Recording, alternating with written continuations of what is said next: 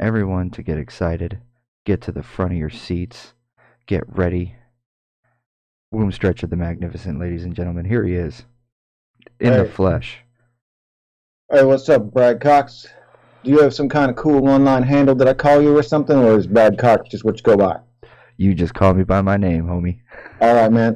Do you have did you play like an intro? Do you have like an intro or something that you play before the stream starts, like a theme song or something? No, man, no theme song. Song. Man, you need to work on that. You need I a theme song. Man, I just learned that I could plug my guitar into my mixer, and I was like, oh shit, yo, I can get my guitar into the computer. I'm in the future. You can play your theme song live if you have one. Yeah, man. Shit. All right. So what are we talking about today? Well, I thought I'd start off by letting everybody know who you are and what you do. Oh yeah. Wombstretcha, aka Dan, is a writer, a funny fucking guy, a Yeah. maker of dank memes, um, a lurker of the internet, where he tells people to go fuck themselves in very poetic ways and indirectly. Uh, Yeah, I also used to be a rapper and yeah, a writer and a raconteur and former hippo farmer and current emo puncher. And would I say emo or emu? I meant emus like the birds. I don't have no truck with emos. They're all right. They probably just gonna commit suicide if I thought I was gonna punch them. I mean, damn. Emus, though, they're mean, bro. Oh man, They're don't mean get as me shit. started. You know how hard it is to sneak up on one and punch them before they can try to kick you in the nuts? Please, man. True story, an emo bit me one time at the zoo. An emo did? An emu. You made fun of my fringe. I gotta bite you. Oh no. Yeah, man. No, those things are vicious. I don't know why they put them in petting zoos. That's just asking for kids to get like all bit up or kicked up or all feathers in their face and their mom screaming and filing a civil suit against the zoo and all that shit. I don't even know. I don't even know how they get away with that. But Man, nevertheless, I don't know either. It's but this is tricky more world. about technology than about emus, as far as except for maybe that cutting edge nano emu restraint technology that might be working on, like all that shit they got up at Elon Musk's company. You talked about Elon Musk earlier. He's like, I bet he's got something on the subject of emu control. Yeah, he probably That's does. what the world needs. It's like, fuck those space rockets. We need these giant birds to be restrained. Yeah, and you know what? He probably wants to go to Mars just to get fucking away from the mean sons of Oh bitches. shit, man! He already put a sports car on Mars or whatever. Did he do that? Wait, what did he do with the? Did he He shoot it into space or did he it shot land it on at Mars? the sun. It's on its way to the sun. The sports car? Yeah. I thought he put one on Mars or something. No, I think he plans to send a habitat to Mars as soon as he can. But he sent his model, his Tesla Roadster, on the first Falcon Heavy fucking cargo test. Oh yeah. Well, He said his engineers wanted to send a block of concrete, and he was like, "No, fuck that. We're sending a car." sending the goddamn car. Well, shit. I mean, if you got cars to throw at the sun, then throw a car at the sun. I guess. I don't know. Weird flex, It's, bro. it's yeah. I mean, if you got a pocket full of cars, may as well just throw them around when you got them, right? Right? I can think of a lot of shit I got in my pocket, and none of it I can send to the sun. That's Oh, a you all fact. right there? You need a lozenge? Mm, the marijuana gets to me. Oh yeah. Oh, hey, Mike is here in chat. Oh, is he? All right. Hey, Mike. Mike Hey, what's from up? Japan. Mike from Japan. Well, that's not a very Japanese name, but that's cool. Yeah, Michael-san. Oh, well, there we go, Michael Son. All right, man. Michael Kun, Michael Chan, whatever you want to call him. I don't know So, shit about Japanese, but I know shit about what people call Japanese people online. so tell That's how people it about is. your rap career. Oh shit, my rap career. Well, me and a fellow named Ray, we used to be in a rap group, and I guess we kind of still are, but I'm mostly retired. Called Wombstretcha The Magnificent, named after my illustrious self, of course. Doo-doo. And yeah, we had like 7.5 albums. And before you ask how you can have a half album, they call them LPs. So there you go. Mm. Um, yeah, so that's what I did, and I retired. I hung up my rap hat after in like 2013 or some shit like that. And honestly, I think I might have some more to do in the rapping field just because there's so much rap out there that needs the shit made fun of out of it. So, Amen to that. to me on that. But in the meantime, since I've been retired from the rap game, I've been doing, graphic design projects and shit like that. And I'm involved in publishing a humor magazine called Sauce Town. Yeah, Everyone, check it out. everyone's check out Saucetown. SaucetownMag.com, and I do all the graphics and shit for that. So, yeah, so that's what I've been up to. Yeah, and you, what is it that you do aside from this podcast? I masturbate a lot. Oh, yeah, no, get in where you fit in, man. No, I write for Exotic, and Yeah, I've done that too. I used to make dabs, and I do the occasional stand-up comedy, and Oh, that's right. I think yeah, I saw you at one time. When Ray was doing a circuit up in like Salem or some shit. I don't know. yeah. I did a couple of shows over at Shotsky's Oh, with Ray. yeah, with that really good ass pizza. Fuck yeah, that pizza's Yeah, good. And it you know is they good. give that shit to I, you for they free when ain't you're a paying me or comic. nothing. Like goddamn, they just got some good ass pizza. So I guess if y'all in Salem, Oregon, go to Shotsky's, get some of that pizza. It's good as shit. Fuck yeah, it is. Shout out to fucking Shotsky's Pizza, and they're super nice, and they have the wood fire oven. It's dank. I think that's Dank. got to do it. I mean, I know there are a lot of people who are real purists about pizza and shit like that. But honestly, I don't care as long as it's more or less edible. Right. Like Little Caesars, you rank out. Word. But Shotsky's, they're like coming in at least second place on that shit. For Like if sure. this was Mario Kart, they'd be Donkey Kong, and they'd plow through shit doing those skid turns and be like, "Hey, I got some pizza for your ass." Word. You know how it is. You know how it is. But yeah. So So, next, we've been talking to you and I a lot about technology. We've had a few conversations leading up to the podcast here. Um, and I've been talking a lot about OpenAI oh and yeah, okay. Neuralink, because I think that is more people should be talking about it. It's a lot closer than I think people have been told or believe. Even people who follow technology or even work in technology, I think a lot of folks believe that general AI is a lot further off than it probably is. What do you think about that, bro? Well, are you talking about in a practical sense, or are you talking about in a laboratory environment where it can just like do some scientists some good and shit like that? Because in terms of mainstream applicability, until it comes in handy for the average consumer or something like that, it's not going to be really an accessible concept, if you understand what I mean. Now, you got to take into account that people think of AI and they only think of it's much like nuclear power. People only think of the bad things like Skynet and shit like that. But AI could basically be used as like a bolster to your own individual intelligence, and I think that's something that you could just plug into your brain or put in some glasses or some shit like that with contextual and pattern recognition or whatever the fuck. Like that could be very handy for Johnny Jackoff or whatever the fuck who you are. Like you just get some shit, you download that just like at the App Store or whatever the fuck, and you plug it in. And it's like, oh yes, I can speak Japanese. Now you can too. So there you have it. And I think it could be incredibly practical in a very layman's kind of sense, in a sense of accessibility by people who are not technically savvy. Mhm. And I think that's very important because That's that's very the only true. way that people like you and I are gonna get access to shit like that. Hmm. Absolutely. So So, do you think that humanity is marching ever towards transhumanism? Do you think that is an inevitability, or do you think that's a possibility? I don't think they're marching for it with any goddamn direction. What I think is going to happen is people are going to be like they got their lives all bolstered by that shit. Like look at this. Like 20 years ago, if you had a mobile phone, you were in a class by yourself and you had all this shit going on that was inaccessible to the layman, to the normal everyday motherfucker. And normal everyday motherfuckers don't really realize things have been changed until it's too late to do anything about it, and they didn't really choose to do it in the first place. Like look at fucking social media, mobile communication, the goddamn internet. Ever since like September 1993, we've all been on the internet pretty much, and it's become so mainstream that everybody just does it, and it's like not a thing. It's not like, oh, I'm getting on the internet, I better dial in and use all these strange protocols in order to access this data. It's like, no, internet just there. It's just And there. I think the AI will be the same way. It's like you won't realize you're adopting it until everybody has it, and you're just like, whoa, fuck this shit come from?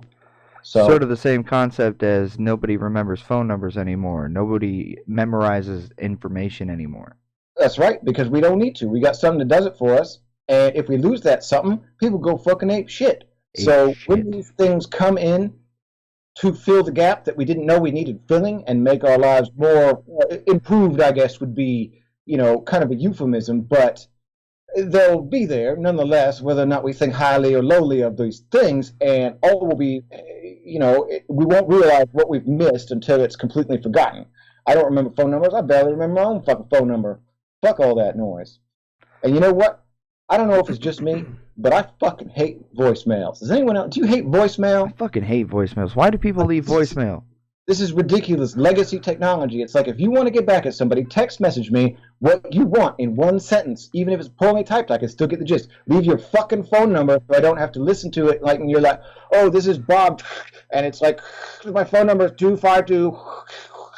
And it's like, fuck, man. I mean, what the fuck are you gonna?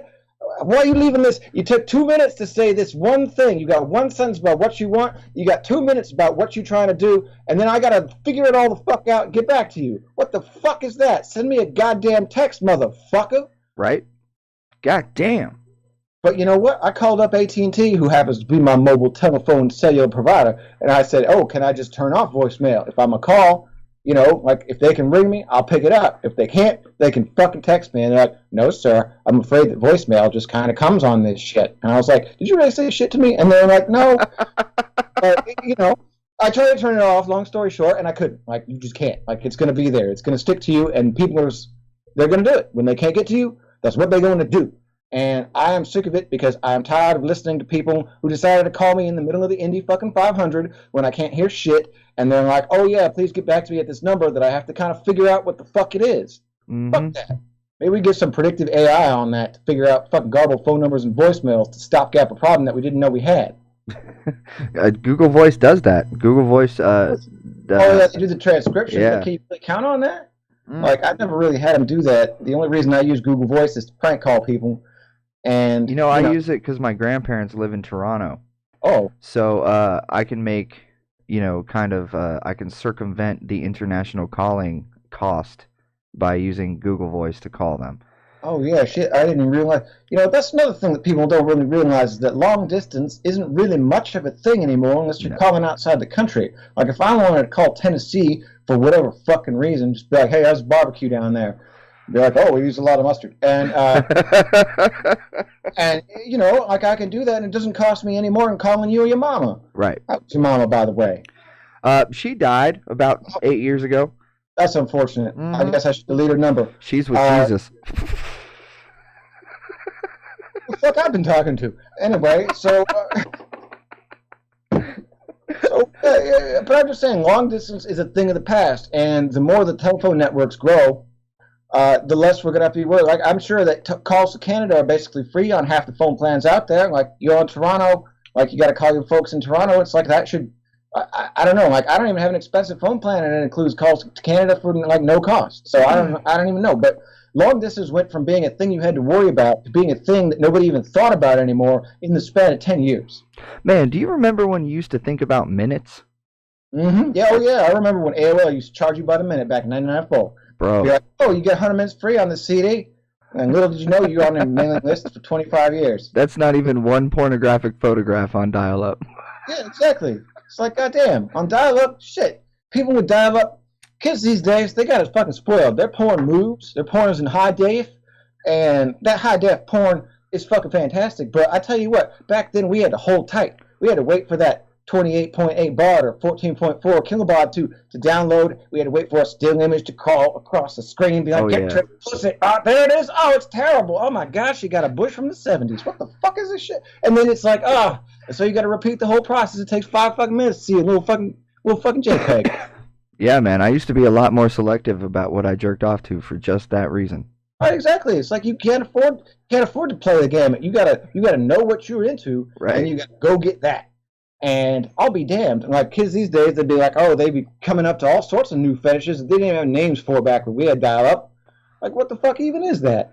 I was just talking to my family yesterday or the day before about the current trend on porn of the whole like stepsister, stepdaddy fucking thing that's going on. And I was like, look, man, this is a fucking symptom of having too much goddamn access to data.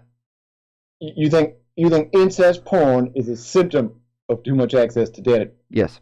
Like, I guess if you were really into it, you could just leave a sticky note on the fridge. No, I'm saying that 90% of people out there that are jerking off to that Uh, are muting the shit anyway. They don't give a shit that it's incest porn. When well, you're they don't jerking give a off shit. in the bathroom with your wife in the other room, Yeah, it's you, your daughter, it's your stepdaughter. It's like, how are we gonna know? They all paid models on coke anyway. right? Like it's not.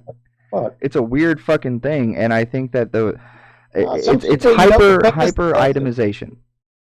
The fantasy sells it. If people want to listen to be like, oh, stepdaddy, punch out my corn shoot. It's like, yeah, all right, I'll give him that. I mean, porn is nothing if not diverse, but you're right. Like, we didn't hear about that shit back in the day. Maybe we did, maybe we didn't. I don't know. Well, As far as I know, there was Canada still taboo. has laws to say that you can't have incest porn. That's why, like when the Playboy had the Barbie twins on there, they had to Mm, put something else in Canada because they got laws against that shit. And I wonder how that applies to Pornhub that's or interesting. XTube or RedTube or X Hamster or whatever the fuck. All the million porn sites that are owned by like the same dude. So That's a really interesting thought. Uh, how do we apply? And I don't think that there's a way necessarily outside of like the Great Firewall of China. How do we apply locality laws to global data? well, the short answer is you can't, and the long answer is you can. And it's always been a game. Technology has always been a game because it's one of my favorite pastimes is to watch legislators and shit try to keep up with emergent trends in technology. Are you all right there, man? Oh yeah. So it's always been a case when somebody will find something that they disagree with and it's something that happens online. So suddenly there's got to be a fucking law against it or some shit like that. And you know what? Watching legislature trying to deal with the change into technology is like they're always going to be 3 steps behind. The technology is always going to be 2 steps ahead, which Hmm. leads to like 5 steps in the middle, and ain't no one gives a fuck because as long as you can jack off to what you want to jack off to, ain't no amount of legislation going to keep you from that. Nope. That's really the nature of the game. It's like you want globalization, you want multiculturalism, you want all this fucking fun shit, then you're going to have to deal with the consequences of not being able to regulate it so tightly. You're going to have to deal with the fact everybody has access to this, whether you want them to or not. And what do you think about the an interesting thing that pops in mind is with the democratization of access. What do you think that leads to culturally for the world? Because we're in a very transitional period right now, and where do you think that's going? The democratization of access, do you mean by which you mean the access for everybody to the commonality we call the internet? Yeah, the cultural zeitgeist, the collective consciousness that kind of Guys. spreads across the fucking internet, and even people in less developed countries are starting to get access more and more. Sure. And with Elon Musk launching Starlink into the sky, he's hoping to bring high speed access to everyone, Yeah, everywhere. well, we're going to have a vaunted new age of piracy. I tell you what, we're going to be able to see movies. Movies, lots of movies. That's You know true. what? It's really just too bad because all the movies that are coming out with today suck. But that's neither here nor there. No, the democratization of internet access is a great thing in as much as the control of information is all that modern governments have had in terms of a mechanism of keeping control over their people in terms of the laws that they obey or can be made to obey. And when you come upon a paradigm like that where it's everybody wants to say you want to have free access to information, they're talking about like World Book and shit like that. They're talking about sanitized access to information. They're talking about information that you look up being like, well, what the fuck is Coulomb's law? Be like, I got Coulomb's law for you, motherfucker. And nonetheless, it's like they want that. They want something that you can look up in a school book. They don't want things that are contradictory to the notions of their mechanisms of governance or control, some might speak if you are of a more paranoid mindset, how they're going to control you. And the simple answer is that they will regulate it at the source. They either force a monopoly, which is controlled by regulations that are originating from the host country, or they will force internet providers to screen certain things like they're already doing now in these United States and prevent access to content that they deem is questionable. And the Great Firewall of China is a great example of that. They are trying, but the Chinese still find a way to get around it. Like if you want to jerk off, ain't nothing going to stop you to find in and around to get to your porno stash or movies or outside opinions or anything that's contrary to popular belief. And the most interesting thing about that is the ways they're trying to control this, which are basically like bandwidth throttling, and they're trying to mainstream things like social media, like Facebook, Netflix, and fucking Hulu and YouTube and all that bullshit. And by prioritizing bandwidth for the mainstream channels, you're starting to shut out the smaller channels. It used to be when the internet started up, you could go to Johnny Yahoo's Dick Sucking Club on the internet and find out about how they keep aliens in a meat locker at Area 52 because they had to move out of Area 51 because the rent was too high. So it's the same kind of thing where you saw something in an HTML 1.0 with green text and a shitty min-flashing background that was more made dancing gifs and shit like that. And you could still find the information, however credible it was, that was on you to determine. But it was all out there, and everybody got equal prioritization of their information access. And the next step to restricting content for the viewer is going to be restricting it to mainstream internet outlets, much as we only had the so-called 3 networks back in the day on television. Mm-hmm. Mm-hmm. So they're trying to restrict that because people don't understand a modern mainstream multimedia model. Ooh, that's alliteration for you. Ooh. That was dope. So that's what it's going to be like, and that's going to be the thing, and it's going to be fine for most people. All they want to do is watch Netflix, jerk off, go on Facebook, and feel bad. I mean, shit. We already see that today. No one gives a shit about the fact that people were trying to curtail access and stuff like that, and they did all that shit with the net neutrality thing, and it's like, well, people thought the world was going to end, but ain't nobody really done shit with that. It's going to take a government mandate to make internet providers want to allocate resources to this fucking thing.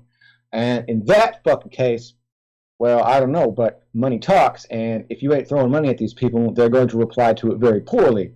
I have to have inside knowledge on the internet provider kind of scene. I don't work for them or anything like that, but I've been known to work with them because, they need rappers every now and again. Word. So I know at this, like if you are a law enforcement agent and you send an internet service provider a subpoena request, you know what happens? They do not get off their ass right away and say, yes, sir. They task it in some intern's backlot list of shit they got to do that day. And they're like, okay, so I got to audit the database, and I got to make sure that so-and-so had internet access. From which MAC address was it to access this from this to this? You track their IP address. And it's like, okay, so you may as well have said, maybe somebody in this vague household getting service accessed this content, and you get it 2 weeks after you ask. If you're lucky. Some of them are faster, some of them are quicker. It takes no time, but they're not financially motivated to do it. Right. Why should they be? That's time out their day when they could be making money. Absolutely. So it's a contrast between a capitalism and authoritarianism, and ultimately capitalism will win because you got to make that dollar end of the day. Well, the world moves at the speed of money. That's right. And if money stopped moving, the world stopped moving. I was talking earlier today about the latency of Starlink. The latency of Starlink is supposed to be about 45 milliseconds global, and I believe that the fastest fiber internet connection in the world is between the stock exchanges in London and New York, and I think it's on the order of 63 milliseconds, maybe 76 milliseconds.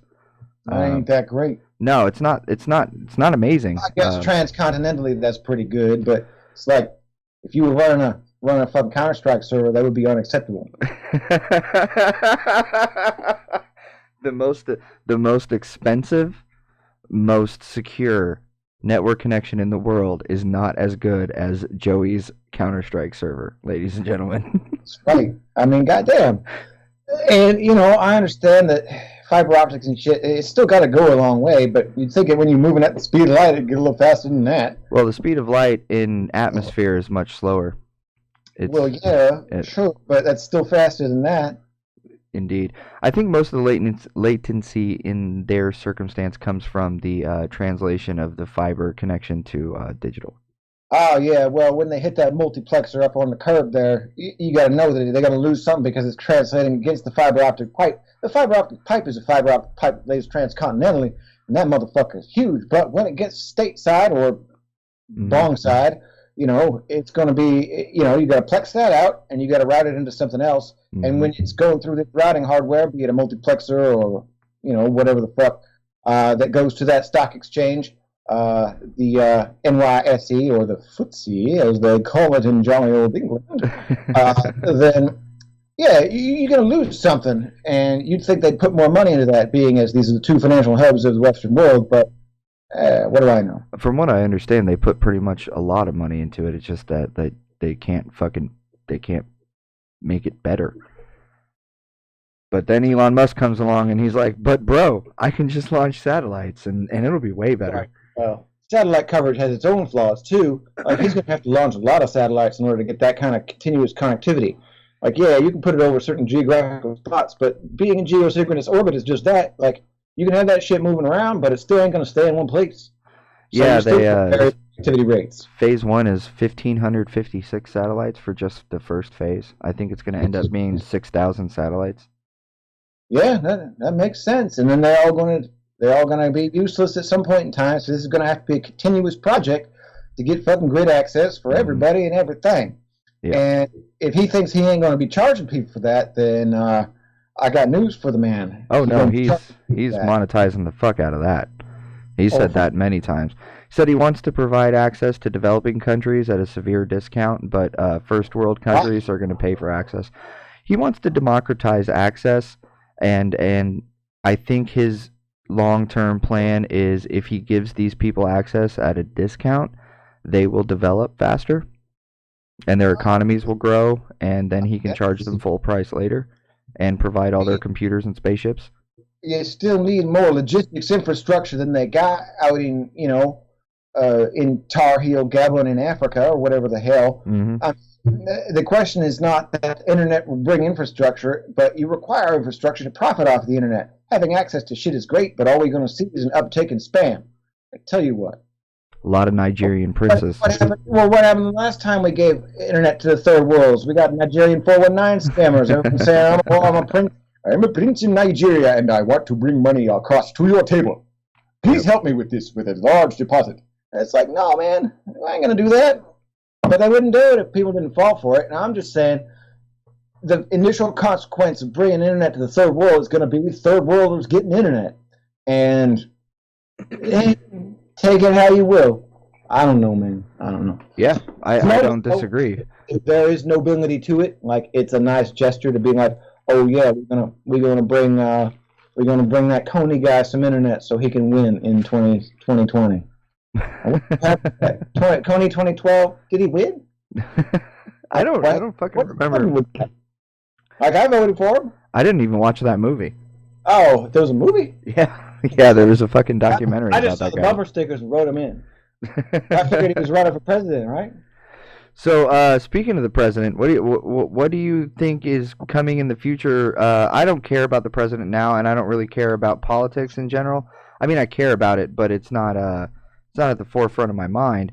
But what do you think the reaction to what's happening is going to be, and will that be a positive thing for forward-thinking people, for people who are looking to the future, for self-driving cars, for all of the legislation and red tape and all of the bullshit that's going to hamper us moving forward with technology? Do you think that we'll get a rebound effect with a more liberal person who will be more free with technology, or do you think we'll continue with a more a right slant? And there's good and bad to both. If we have a right-leaning guy, there's less regulation, right? I mean, regulation is the death of technology. You can't improve technology in a stifling environment.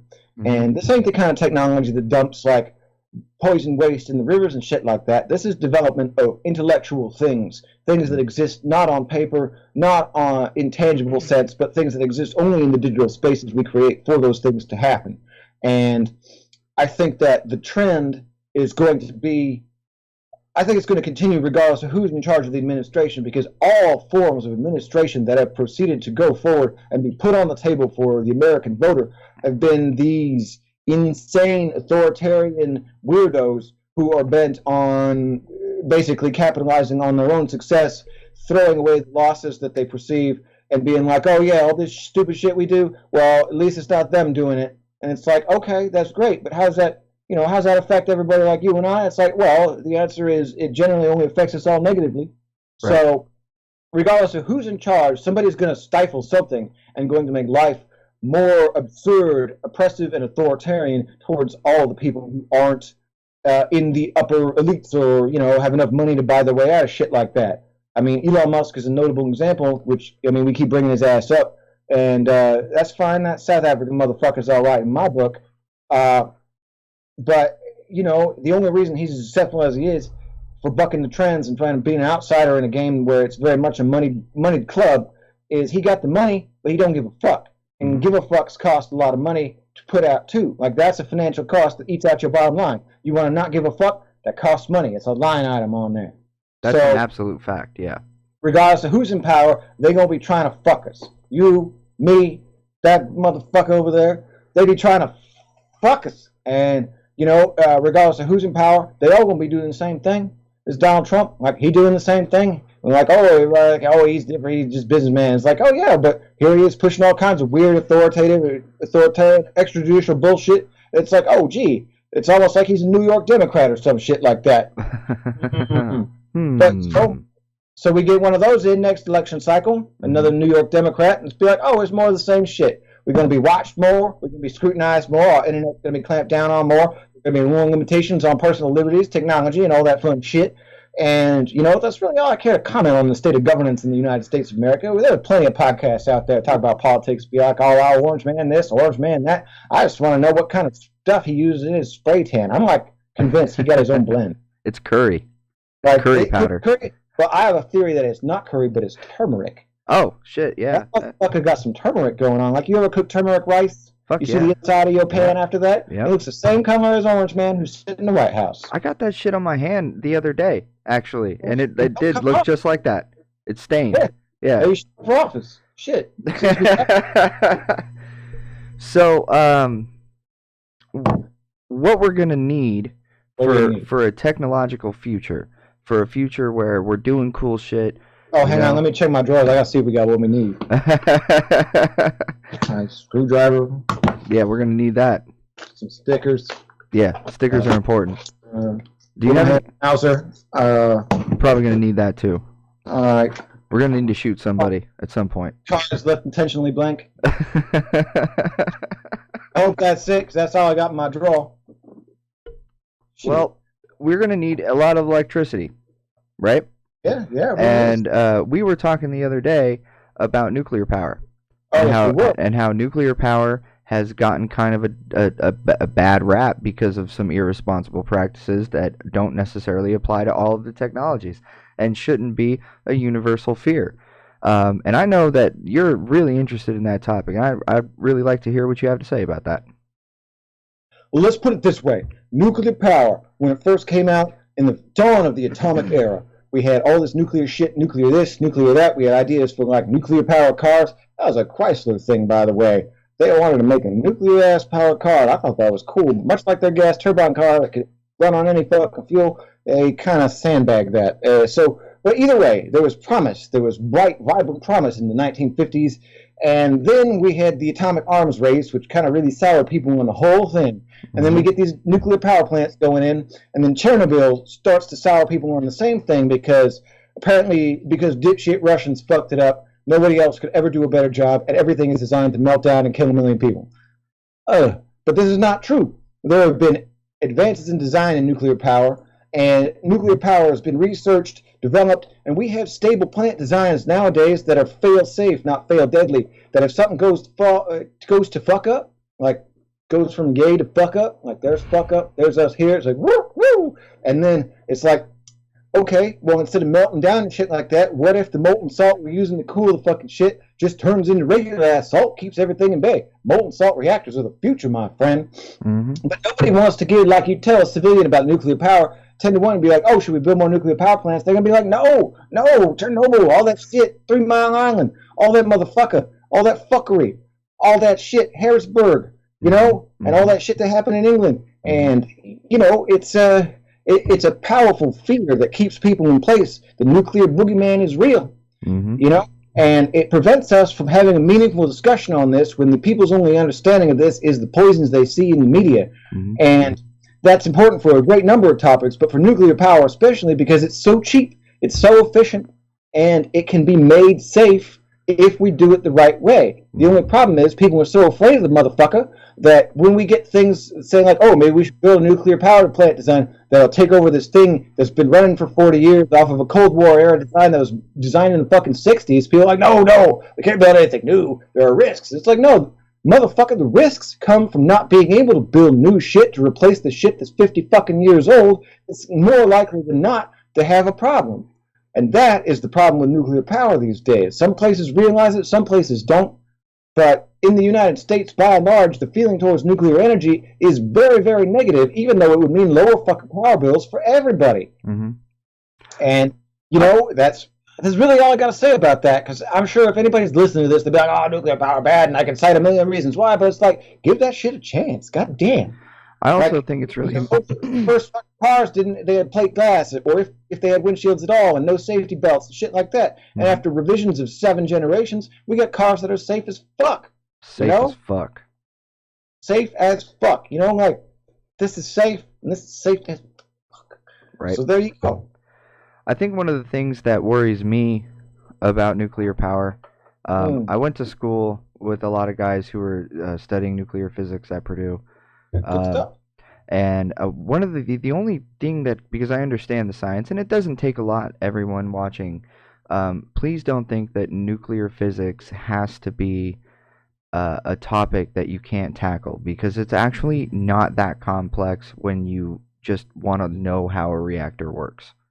Just Google it, you know, read a Wikipedia entry. It's not complicated. How you stop it from melting down is more complicated, but you don't, as a layperson, need to know that. What you do need to know is that people designing reactors know how to do that. And unless you're in Soviet Russia. Unless you're in Soviet or Fukushima, Japan. But it wasn't the fault of the reactor design. That was nature being an asshole. True. One of the things that concerns me is the reinvestment in its infrastructure. So I see a problem where we build things and then we just kind of let them rot. And you can't really do that with nuclear reactors. It's real dangerous if you do that with a nuclear reactor. So we need an administration and energy program as a country that understands we have to reinvest. This is an ongoing project, and the benefits greatly outweigh the cost. Well, considering that the cost is everything that they're going to be afraid of in the first place for not getting it fixed, like, oh, that shit going to melt down. It's like, yeah, that shit going to melt down if you give it $12 a year. God damn. You can't use duct tape, bro.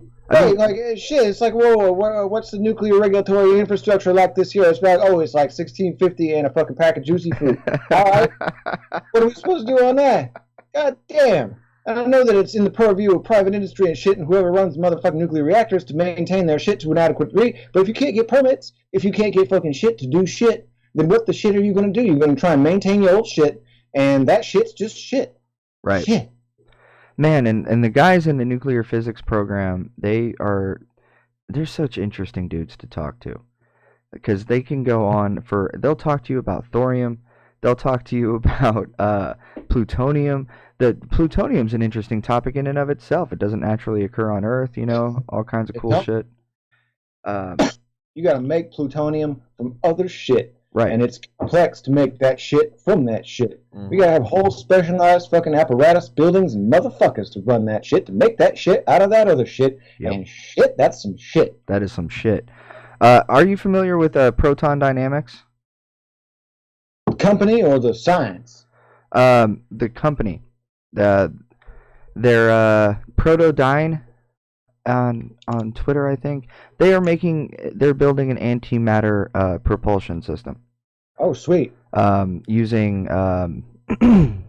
some real cool cutting edge shit. They're gonna test it with CubeSats.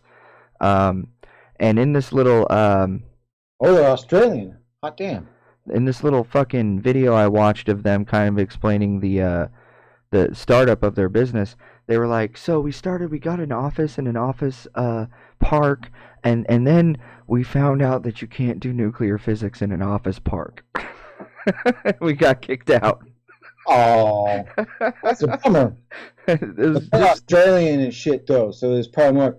We found out them cunts wouldn't let us do nuclear physics in an office park, eh? Fucking cunts. Sure, cunts. We just went to a public park and did it instead. Yeah. Wow, that's a dope Australian accent. I work with some Australians. I picked it up. He's a fucking cat. All right, well, that's their favorite word in They Australia. do. They It's love cunt. that word. It doesn't mean Yeah, the same thing it's there. cutting that cunt. Cutting this cunt up. Yep. Yeah, that's cutting cunt. So, what do you think about the And the fuck the possibilities? sock. What do you think about the possibilities of antimatter energy production? Totally fucking cool. Right. I mean, you could take the traditional approach to shit like antimatter being reactive with actual matter, and the fact that there's a shitload of actual matter in this current universe that we inhabit, Mm-hmm. and maybe that might present a problem of some explosivity. But I think that if containment's correct and they keep the protocols nice and right, then it could be, it's very, very plausible that you could make something of this. But don't they even have to like prove shit like antimatter even fucking exists in the first place? Like, oh, they're doing it. They proved it. all right, all Yeah. right. Well, this is much like that thing where it's like we're gonna not even think about it like 20 years from now. It's like remember that a couple of years ago, be like, oh, they're gonna find that Higgs boson, and I was like, yeah, shit, yeah, bosons before hosons, and you know, and then they done found that shit, and it was like, cool, all right, so what do we do now? And I was like, oh, well, there it is, like write a book, and it's like, all right, Yeah. so but it's one of those things like if they can quantify this shit and qualify this shit and then manipulate it to such a way that we get power out of it, that's going to be much more efficient, more efficient at the very least than fucking current designs of nuclear power, which are either fission or fusion based. Mm-hmm. And fuck yeah, let's do it. Let's put that shit on some spaceships and shoot them into whatever. Yeah, they said in their little, it was kind of like a TED talk that I saw. He said that their design could get to Alpha Centauri or whatever that place. 40, 40, Oh, yeah, that's 40 crypto. years. Yeah, 40 years. No, they got the best girls at Alpha Centauri. They paint them all purple and shit. Be like, oh, baby, I'm from Neptune and shit. And be like, no, you're not. This club's called Alpha Centauri. Oh, you mean the actual planet? Oh, the actual star. Yeah, man. No, that's the nearest attainable goal for extrasolar travel, right? Like Alpha Centauri is like step one in intergalactic travel. Yep. So yeah, we do that. Well, maybe not intergalactic, but intersolar travel and shit like that. And yeah, Alpha Centauri is a good milestone. It's out there enough, but attainable enough at the same time. And I wish those motherfuckers well. Yeah, and I'm sure there's some interesting shit there to look at. It's just even if it ain't interesting, it's shit we ain't seen before, and that's interesting enough on its own. Like it could be fucking sand, just like sand like we got here on the motherfucking beach. I'd still be interested to look at that. Oh, look at that shit. That's some fucking sand. alien sand. Fucking A. Fucking alien sand, motherfucker. Yeah, Flowers and shit. goddamn. If they So, found yeah. if they find a biodiverse planet there, even if there isn't a complex life, a biodiverse planet would be fucking fascinating, right? Yeah, absolutely. Like, it doesn't have to be complex life. It could be, single-celled bullshit. It could be a bunch of bullshit spores on a bullshit planet full of bullshit. Be nothing but made of cow manure, and I'd still find it fascinating.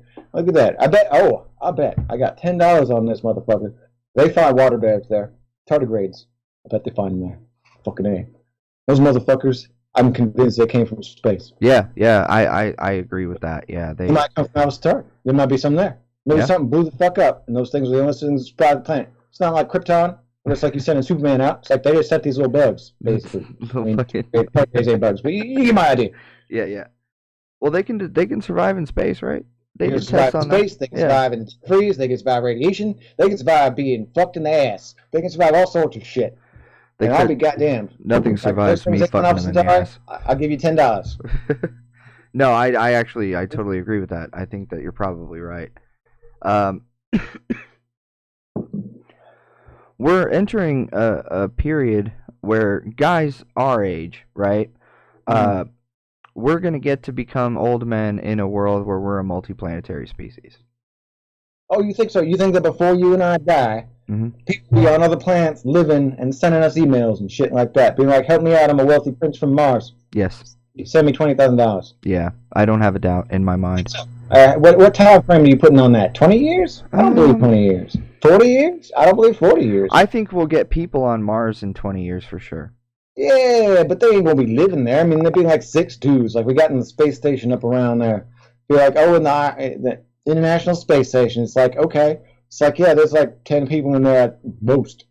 Like, can we call that colonization? Can we call that civilization? Extrasolar, extraplanetary, extralunar? I think technically speaking, as long as there's a persistent presence, that it is colonization. Doesn't matter if you're swapping people out. I guess, but they ain't making babies up there. Damn. Bro, the first baby to be born on Mars. Oh my god, that's gonna be fucking nuts, man. People are gonna go crazy.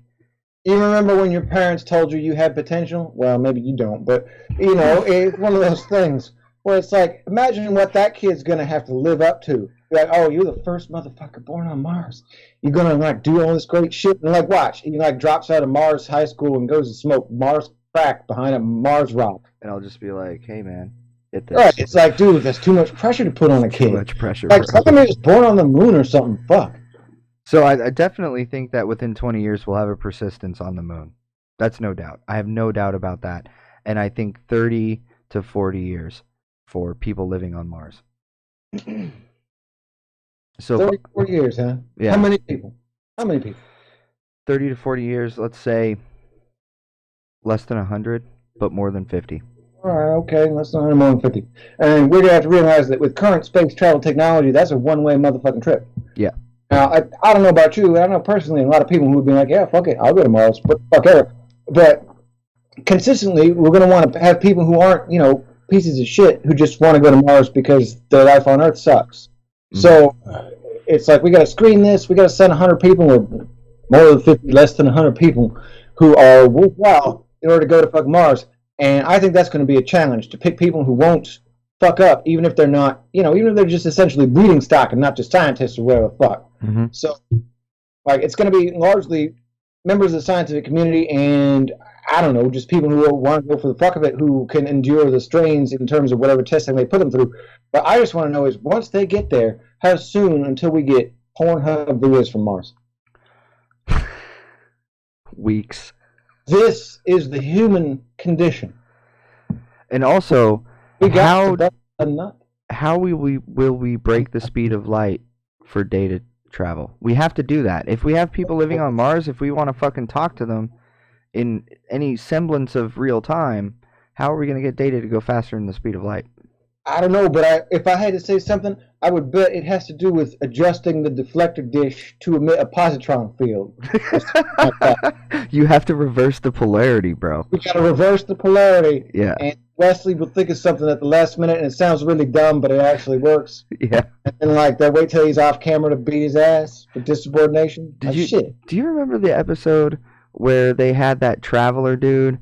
And he was like some kind of like ascended species that could like time travel and shit. And he pretended to make the engines on the Enterprise like way more efficient so that he could get to this place he needed to go faster without providing them the actual technology to do it. Do you remember that episode? Oh, yeah. I think I remember that. Wasn't that guy played by, who's that motherfucker who played Max Headroom?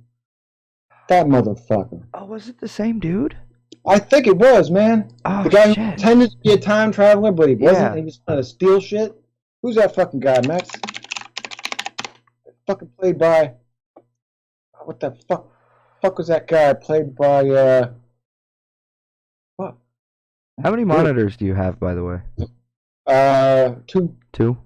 And a couple of laptops and shit floating around. You know how it'd be in a high-tech place. Word. I got 2 going. I found as soon as I started doing the broadcast that you cannot do that on one monitor. It's just too cumbersome. I just need 2 for work because I like keeping my shit over here, and my shit spans. Well, that's like that. Okay, there's the edge of my shit right there. Oh, nice. Yeah.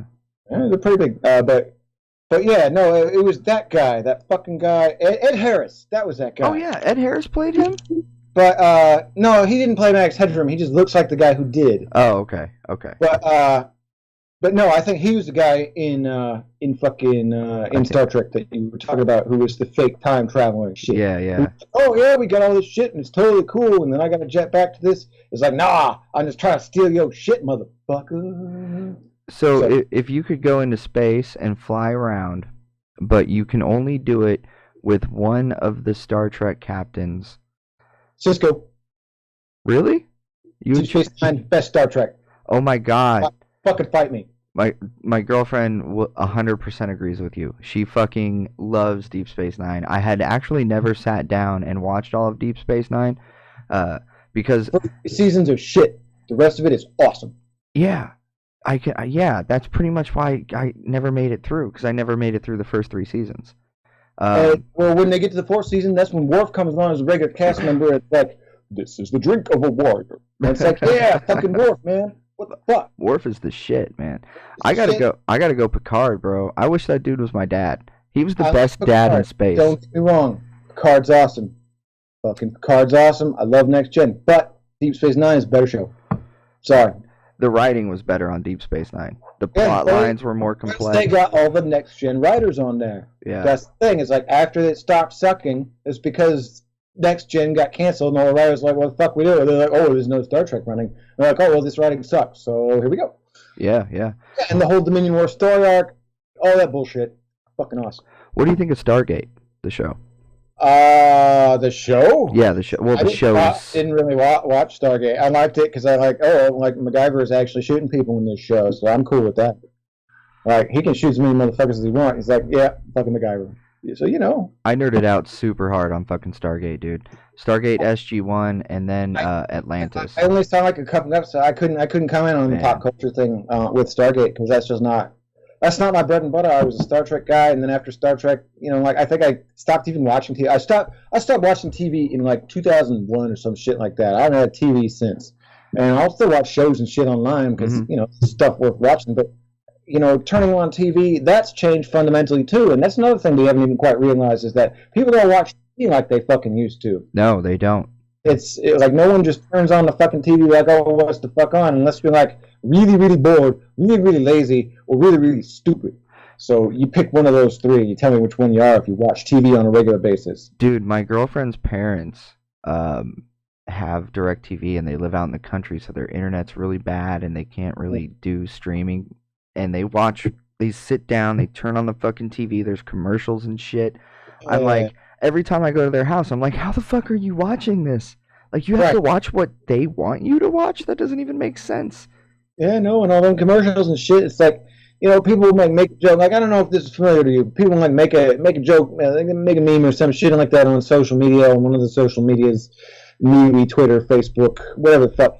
And it's like referencing a commercial that's being aired or has aired recently, and it's like, what the fuck is this? Like, the premise sounds stupid, and I don't fucking identify with it. Why are you absorbing this commercial so deeply into your mind? It's like when the fucking people in the South call every soft drink a Coke. Oh, like, yeah. Do that? No, motherfucker. You're just calling it a Coke because it's been ingrained in you, and I'll be goddamned if I wouldn't do that unless they was fucking paying me. Like, yeah, I'll call every fucking soda a Coke. What kind of Coke you want? Root beer. It's like, oh, they better be giving me a fucking quarter for that. Like, goddamn. Fuck that shit. Yeah, dude. Oh. So, okay. Didn't get into Stargate. See, I think it's interesting because a lot of the people that I talk to on a regular basis are younger than me. So I don't share pop culture references with them, which is weird. I don't know that I'm younger than you, but yeah, no, I get it. Like people. No, I mean younger in their 20s, younger. Like yeah, no. Every generation has its own cultural hallmarks, facets that they lean on as a symbolic representation of the time that they originated in, and I think socially speaking, this is going to disintegrate after a point in time. I think that what's happening now is we're running out of retro. Like, is anyone ever going to get nostalgic for the 2010s? I don't think so. Not unless they're like fucking into dubstep or some shit like that. It's like, Sounds like two fax machines fucking. Right, yeah, no, it's like, I was like, when that shit came out, I was like, oh, so this is the disco of the 2010s. People are like, no, it's good. Or no, it's just terrible. And I'm like, whoa, okay, so disco, anyone? Do you think the thing they'll be nostalgic about might be the memes? That's possible. I mean, you already got people who don't remember the first generation of internet memes. Yeah. And it's like one of those things where you were either there or you weren't. Mm-hmm. And it's going to less be about the memes, more or less than the time or place. Mm-hmm. We're entering generations of nothing, right? We've always got this high-speed, force-fed internet fucking culture, and that's cool and all. Like, I'm okay with that. Like, I don't have a fundamental problem with all that shit and the way the demographics and the paradigms have changed. But Oh, It's hold like on. I have to people interrupt you. nostalgic. We have a new person in the chat right now. So what? That's like two. Hannah Adventuresome. Oh, She has Hannah. said fuck dubstep. She agrees with our Oh, all uh right. with our so she's a totally new viewer, so welcome Hannah. Thank you for coming to the show. Thank you for watching. Hope you enjoy it. That's right. But yeah, culture is sort of self-perpetuating, self-replicating, comma and shit. Oh So yeah. it's like people are going to be nostalgic for the things they remember, and the things they remember aren't going to be common to culture like they were in the past. Like, it's not going to be like, oh, do you remember where you were on 9/11 or when Kennedy got shot or some shit like that. It's Hmm. going to be like, oh, you remember when you saw your first Pepe or some shit like that, right? Well, I think that in the same way that stuff you mentioned when Kennedy got shot, that hooks into an emotional response to a specific period. And because people spend so much time on social media and memes are our way of short form communicating about what's going on or what we think is funny or interesting, it Memes are the hooks. currency of communication in the modern day and age. Absolutely. Yeah. And that's what hooks in with us on that emotional level. Like, yeah, I remember what was going on when Pepe became a racist. Right. You Yeah. know, like I'll always remember that. It's like the feels good man, Hmm. right? Like Hmm. that was the first thing. And it's like I Or think that even the little creator of bunny that kid comic with the was like, fist. The little bunny kid with the fist from that cartoon. I can't remember his Arthur. oh yeah, that motherfucker. Yeah, like Arthur memes and shit like Yeah, that. Like yeah. yeah, like all that old school shit. It's like when we think about that, and it's like that shit only happened like a couple years ago. Like Yeah. you realize that whole fucking Tide Pod meme was like late last year. Was it really? Yeah, fucking A, man. That was 2018 spring summer vintage. Maybe a little earlier than that, but not into 2017. Well, I mean, I can't speak authoritatively, but I'm pretty sure that the mass acceptance of these things sprung out from, wherever these things come from, 4chan or some shit, and they make their way into the collective consciousness by way of social media. Hmm. And yeah, it's like, oh, millennial Tide Pod, whatever the fuck. And it's like, yeah, but that was like a year ago, man, and time just dilates in a very strange way. And it's like, if you want to measure how internet connectivity from Mars is going to work, it's going to work on the same phenomenon of time dilation that we experience when we perceive memes in real time. Hmm. That was dope. And Bringing shit. it back. Yeah. See, So Wombstretcha. that's right, comma motherfucker. Uh, so yeah, so that's I mean, memes we've exchanged literacy for a currency of common phenomena and factors, which is basically what a meme is. A meme is not a thing, like Millhouse is not a meme, is itself a meme. So Hmm. while Millhouse is actually not a meme, and that's my go-to example for how memetics work. Is you have to understand the concept before you can understand anything else. And if you don't understand the concept, you're lost. But the concept is so simple and accessible that you will recognize it in any of its permutations. Hmm. Like Yeah. it doesn't have to be anything. It just has to be something that looks vaguely like a frog and going wee, Yep. and you'll recognize that as a permutation of a Pepe Hmm. or whatever, right? Like the Tide Pod thing, or and it's like what are the first memes you remember? Internet memes, not real Oh life shit. man. Okay. Like I'm thinking like all your base are belong to us, Yeah. Yeah. and the Badger mushroom Yep. shit. Yep. Yep. And Badger. Badger. Badger. we going way back. I got one for you. Do you remember Mr. T ate my balls? No, I don't remember that No, one. you don't remember that. That was No. like, ooh, that was like mid to late '90s, and it was like MS Paint shit. And Mr. T talking about how he ate some balls, and So I got yeah. the internet. I went to prison when I was 19, and Oh, I came home. And then when I came home, I went to college, and that's when I got my first computer, and we got internet in our house for the first time. We were pretty poor, and basically by the time I got out of prison, so it would have been uh 2001, 2001 when I got home. Um, Computers had become affordable to the extent that I could go to the Purdue Salvage and get an internet-ready computer with a yeah. dial-up modem at Good an jack affordable shit. price. Yeah. Um, so that's when I got hooked up, man. I got my AOL shit in like 2000, 2001. And I never used a computer before that except for the Apple IIs that they had at school. You remember those? Oh, I love the Apple II, man. That's a fucking relic of a bygone age. You probably played fucking Oregon Trail and Mm-hmm. shit too on the Apple II when it was Yep. monochrome and shit. Yep. Now motherfuckers play it on the Mac later. Fucking real ass green ass Oregon Yep. ass motherfucking trail. Yeah, and you booted the computer from the fucking game disk. It They was weird. didn't have a hard disk. No. Had 640K of internal memory or whatever the fuck the Apple II had. Yeah. Maybe less than that, probably less than that. And yeah, you just boot it straight off the disk. It fucking bootloads, fucking runs that shit, and it's like boom, you just playing a game. And okay, here's the thing: did you play Odell Lake the game? No. No. Okay, it's about fish and shit. No, I never played. I'd played Number Munchers a fuck like so Number much. munchers, Mavis Beacon teaches bullshit, and yeah, all that fucking classic educational software made by the Minnesota Educational Computing Company. All them fucking things. Same. Well, no, they didn't make Reader Rabbit. That was Broderbund. But still, those Reader Rabbit, motherfucking I games. haven't thought about him in years. Wow. Yeah.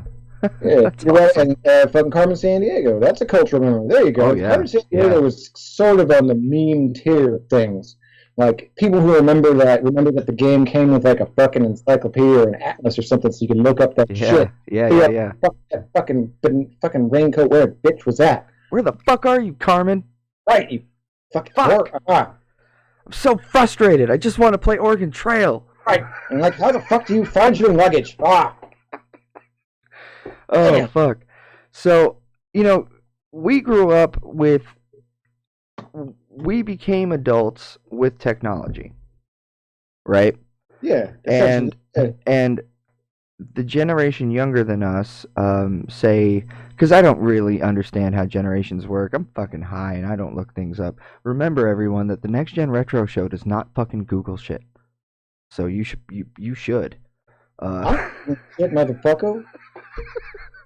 I don't type while I'm doing the show. I got to get a Jamie, like on the Joe Rogan show. One of these days, I'll have a Jamie. I'll be like, Jamie, look that up. Right. Right now, I have a cat. Oh, he fucked Yeah, I off. got those too.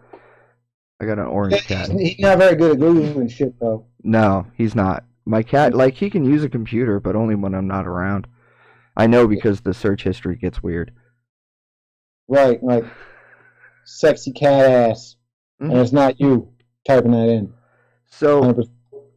so we grew up, we became adults with technology, which is very different than being an adolescent with technology.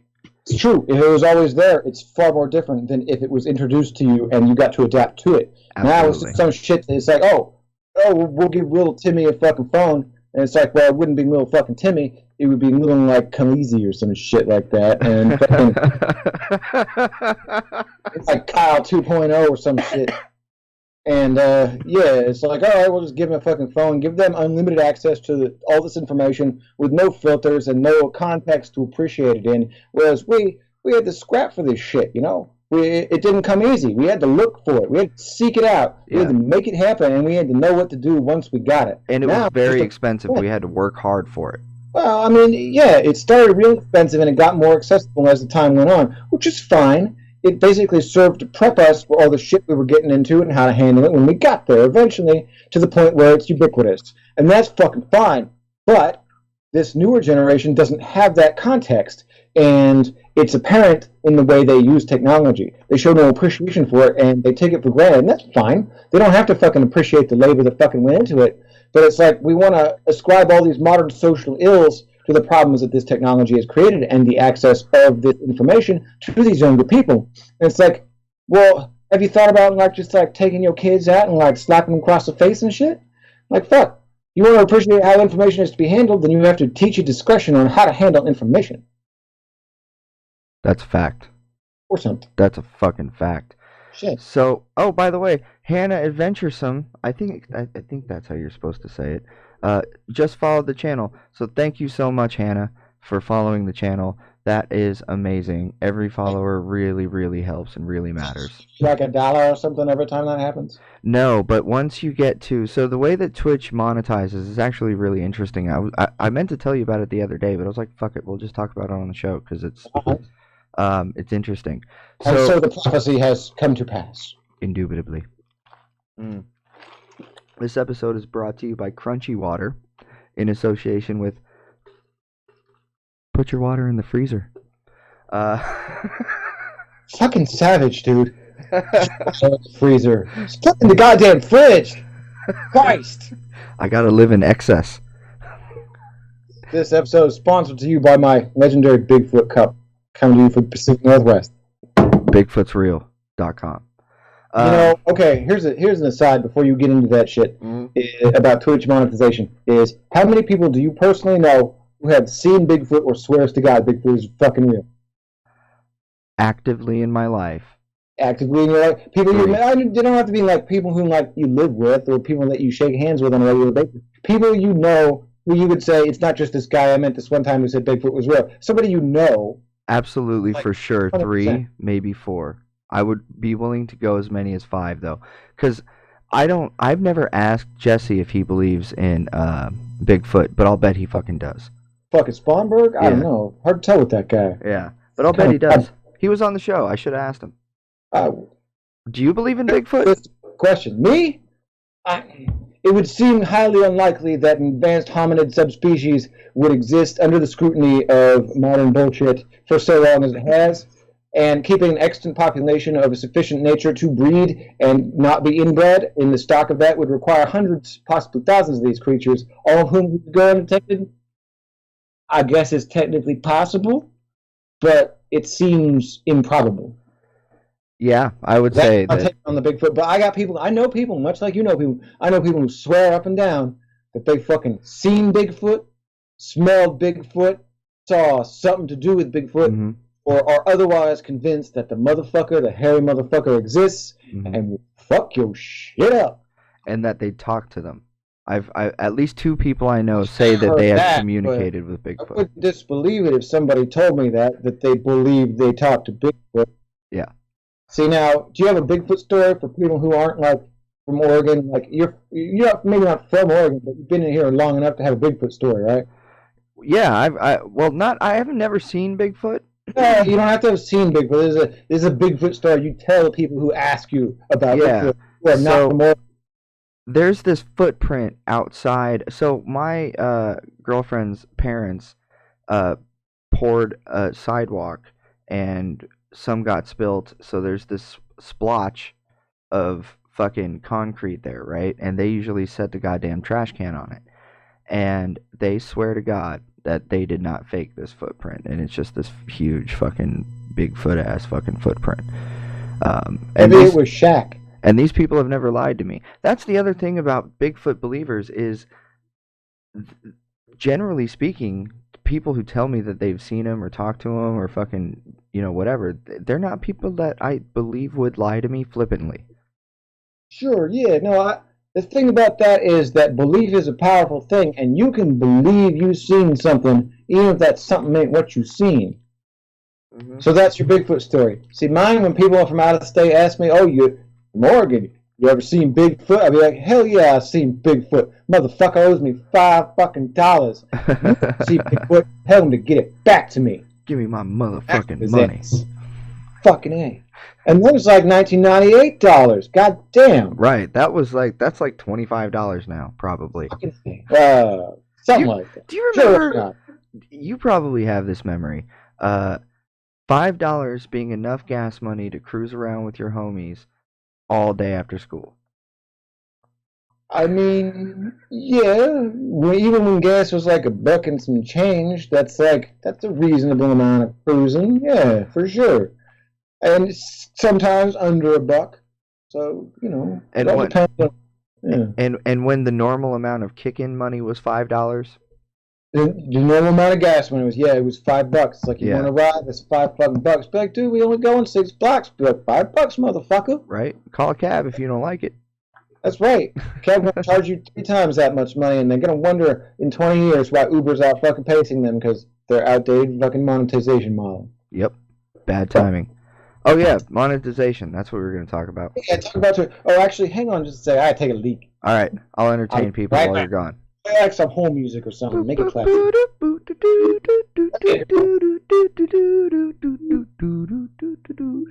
Wow. I did that too long. Now I'm lightheaded. Mike in chat says, I believe Bigfoot used to exist but our western expansion and overhunting and overpopulation and expanding cities and taking over of nature killed the species off. That might be true. That might be true. Man, that makes me think of the stoned monkey theory, where like the reason that man exists is like a monkey ate mushrooms, and like it expanded the monkey's consciousness so much that he was like, I gotta make tools and start fires. And then once you make tools and start fires, it's fucking over, bro. You're like just a hop, skip, and a jump to goddamn jet planes and nuclear weapons. And oh, here's something else interesting that I read recently, today. There's like more than one monkey species that's gone into a stone age. That's dope. Those motherfuckers are growing up. I remember when monkeys were just cute guys who threw poop at you. In the town I grew up in, there was a in the park. There was this place called Columbia Park, and there was a zoo at Columbia Park. And in this zoo, there was like a walking area where you could walk, and kind of like, but outside of the zoo, but like right next to it, there was what you call Monkey Island. And this is probably inhumane as fuck. I don't know, but it was like the 90s, so you know things were different then. Um, there was this island with a moat around it, but there was no cage. There was no cage, no screen, no net. And there was just fucking monkeys on this island, and you could just go to the park for free and walk around, and you could go hang out at Monkey Island. Man, I leave you alone for 2 fucking minutes to start talking about the secret of Monkey Island. To be fair, that game was fucking dope. But the only thing that you couldn't do was actually find monkeys to thumb the buttholes of. But that's neither here nor there. So monkeys, huh? Monkeys. Yeah, I was talking about how I just was reading more about monkey species entering the Stone Age, and then it made me remember there's a park back in the town I grew up in that had a zoo, but outside of the zoo, for free, you could just walk up and look at Monkey Island, and there'd be like 15, 20 monkeys. There was a couple of trees, but there was a moat, and there was no cage or no net. It was just water that separated you. You just walk right the fuck up and punch them, huh? You couldn't punch them, but you could throw shit at them. I mean, if you were a dick like that. Monkeys are inherently a dickish species, and they need all the good-natured shit we can give them, because they will straight up fling legitimate shit at you. They will. They will. Never forget that. Like, never turn your back on a monkey. Monkeys. What is it? What's that species of monkeys that just fucks all the time? Bonobos. Bonobos. Yeah. They're just orgy monkeys. They are orgy monkeys. Oh, so I had mentioned the stoned ape theory while you were gone. The stoned ape theory? This is the S-T-O-N-E ape theory or S-T-O-N-E-D ape theory? Like, are they getting high? Yeah. They get high, okay. So, like, basically, it goes like this. Sometime back in the day before humans evolved, right? A monkey of some form, gorilla, ape, chimpanzee, whatever. I don't know. Something. Oh! Ate a bunch of mushrooms and tripped his fucking balls off. Sure. And that shit opened his consciousness and triggered the next evolutionary cycle. How could it expand the consciousness of something to beyond the capabilities of its brain in terms of physicality and the size of its cranium? Answer me that. I don't know, man. I'm not a goddamn biologist. Well, I am. So there we go. I'm a freelance motherfucking ape biologist. And if you want to challenge my credentials, I'll meet you in the ape fighting rings, which are my professional laboratory environment. Motherfuckers. We need more scientists that call their laboratories ape fighting rings. Hey, I didn't call it that. The International Bureau of Ape Fighting Science calls it that. You call them up. Tell them, be like, hey, my homie Wombstretcha would be like, why you call this the ape fighting ring? And they'll be like, well, according to the Bureau standards, an ape fighting ring must be within 65 cubits long and 65 cubits wide. And that's what they're going to say. Trust me, I've written these people before. They don't back down. They're real hard asses. Fighting International Authority, AFIA. Damn. So, okay. Yeah, man. Biology and shit. Word. Oh, I remember where I heard it. Paul Stamets, the mycologist. Oh, well, I'm down with mycologists. He was talking about it, and he heard it from an anthropologist, and I don't remember that guy's Oh, name. well, they're not to be trusted. But I heard originally from Paul Stamets in an interview where he was I, talking about psychedelic mushrooms and their long-term effects on mammals with that can make tools. Hey, anything that can get high, gonna get high. Whether or not you make a hammer after you get high. Shit, I was a roommate back in the day. He got high. He made all kinds of stone tools. The fact that we had a toolbox of snap-ons didn't matter to him. He was like, I tied this rock, this stick, man. It's fucking awesome. I'm like, dude, we'll harvest some termites with this fucking branch and get out of my face. I was Like, busy oh, making damn. I was busy making bongs out of 2-liter bottles and shit. Oh, I made a bong out of one of those fucking those water cooler bottles that are like the 5 gallons. Oh, that's dope. Yeah, yeah. Yeah, pretty awesome. I made a hookah out of it. Put a giant fucking bowl on it. Called it Liberty Bowl. I Much did. like the original Liberty Bowl, it was awesome and got Ben Franklin high. Unlike the original Liberty Bowl, it did not get cracked. People So, also do gravity bongs out of those, cut the bottoms off of them. oh yeah, gravity bongs just seem like you're forcing the issue. Like, what's the fucking point? It's like a beer bong. It's like you just try to put something in there for the sole purpose of getting high as fast as you can. It's like when you get high, that weed, you have the same amount of weed, and it's like whether you smoke it, like as long as you smoke it within a certain confine of time, it's gonna get you just as fucking high as if you stick your face in a bucket and fucking shove it in a pail of water. I don't Yeah. get it. I don't even get it. What was the how old were you the first time you hit a gravity bong? And how old were you when you Shit. stopped? Probably I don't know, 15 or some shit like Yeah, that. me too. Yeah. I was like You don't 15, do that when 16. you're any older because you know No. better by then. Yeah. I I mean, threw fuck, up. man. I fucking threw up in my friend Josh's basement. It's always Josh. It's always It's Josh's always a fucking basement. Josh. It's Man, always fucking like I think I threw up in Josh's basement, not from that, but from something. Probably the same Josh too, but all Joshes are inherently the same. did you fuck with Goldeneye heavy back in the day? No, I was a Quake player Oh, okay. or Doom, depending. Yeah. What about I, Unreal Tournament? I Did didn't you fuck fuck with with that? consoles back then because all my friends were having LAN parties were playing fucking Doom and Quake. Yeah. But no, I know. I got my own monitor. I would drag my fucking 40 pounds of fucking computer tower to my buddy's house. We'd line them all up on IPX network. You're like, yeah, motherfucking no lag. Quit screen peeking me, bro. Mm. Like one of those fucking screen things that they used to have on computers that were privacy guard. You know, they like just were shitty. Yeah, fuck that shit. But We yeah, no, did. that motherfucker who came up with the stone apes theory, that wasn't the same stupid ass fuck who came up with the aquatic ape theory, is it?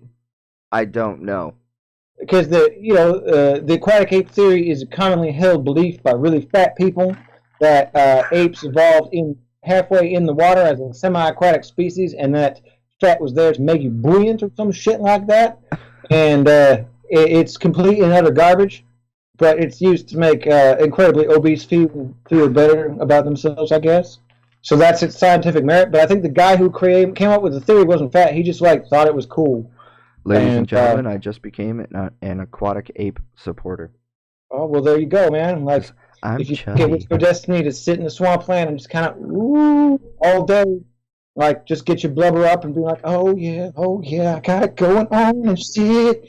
But That's I'm not going an in the highlight anthropologist. I reel. just play one on TV.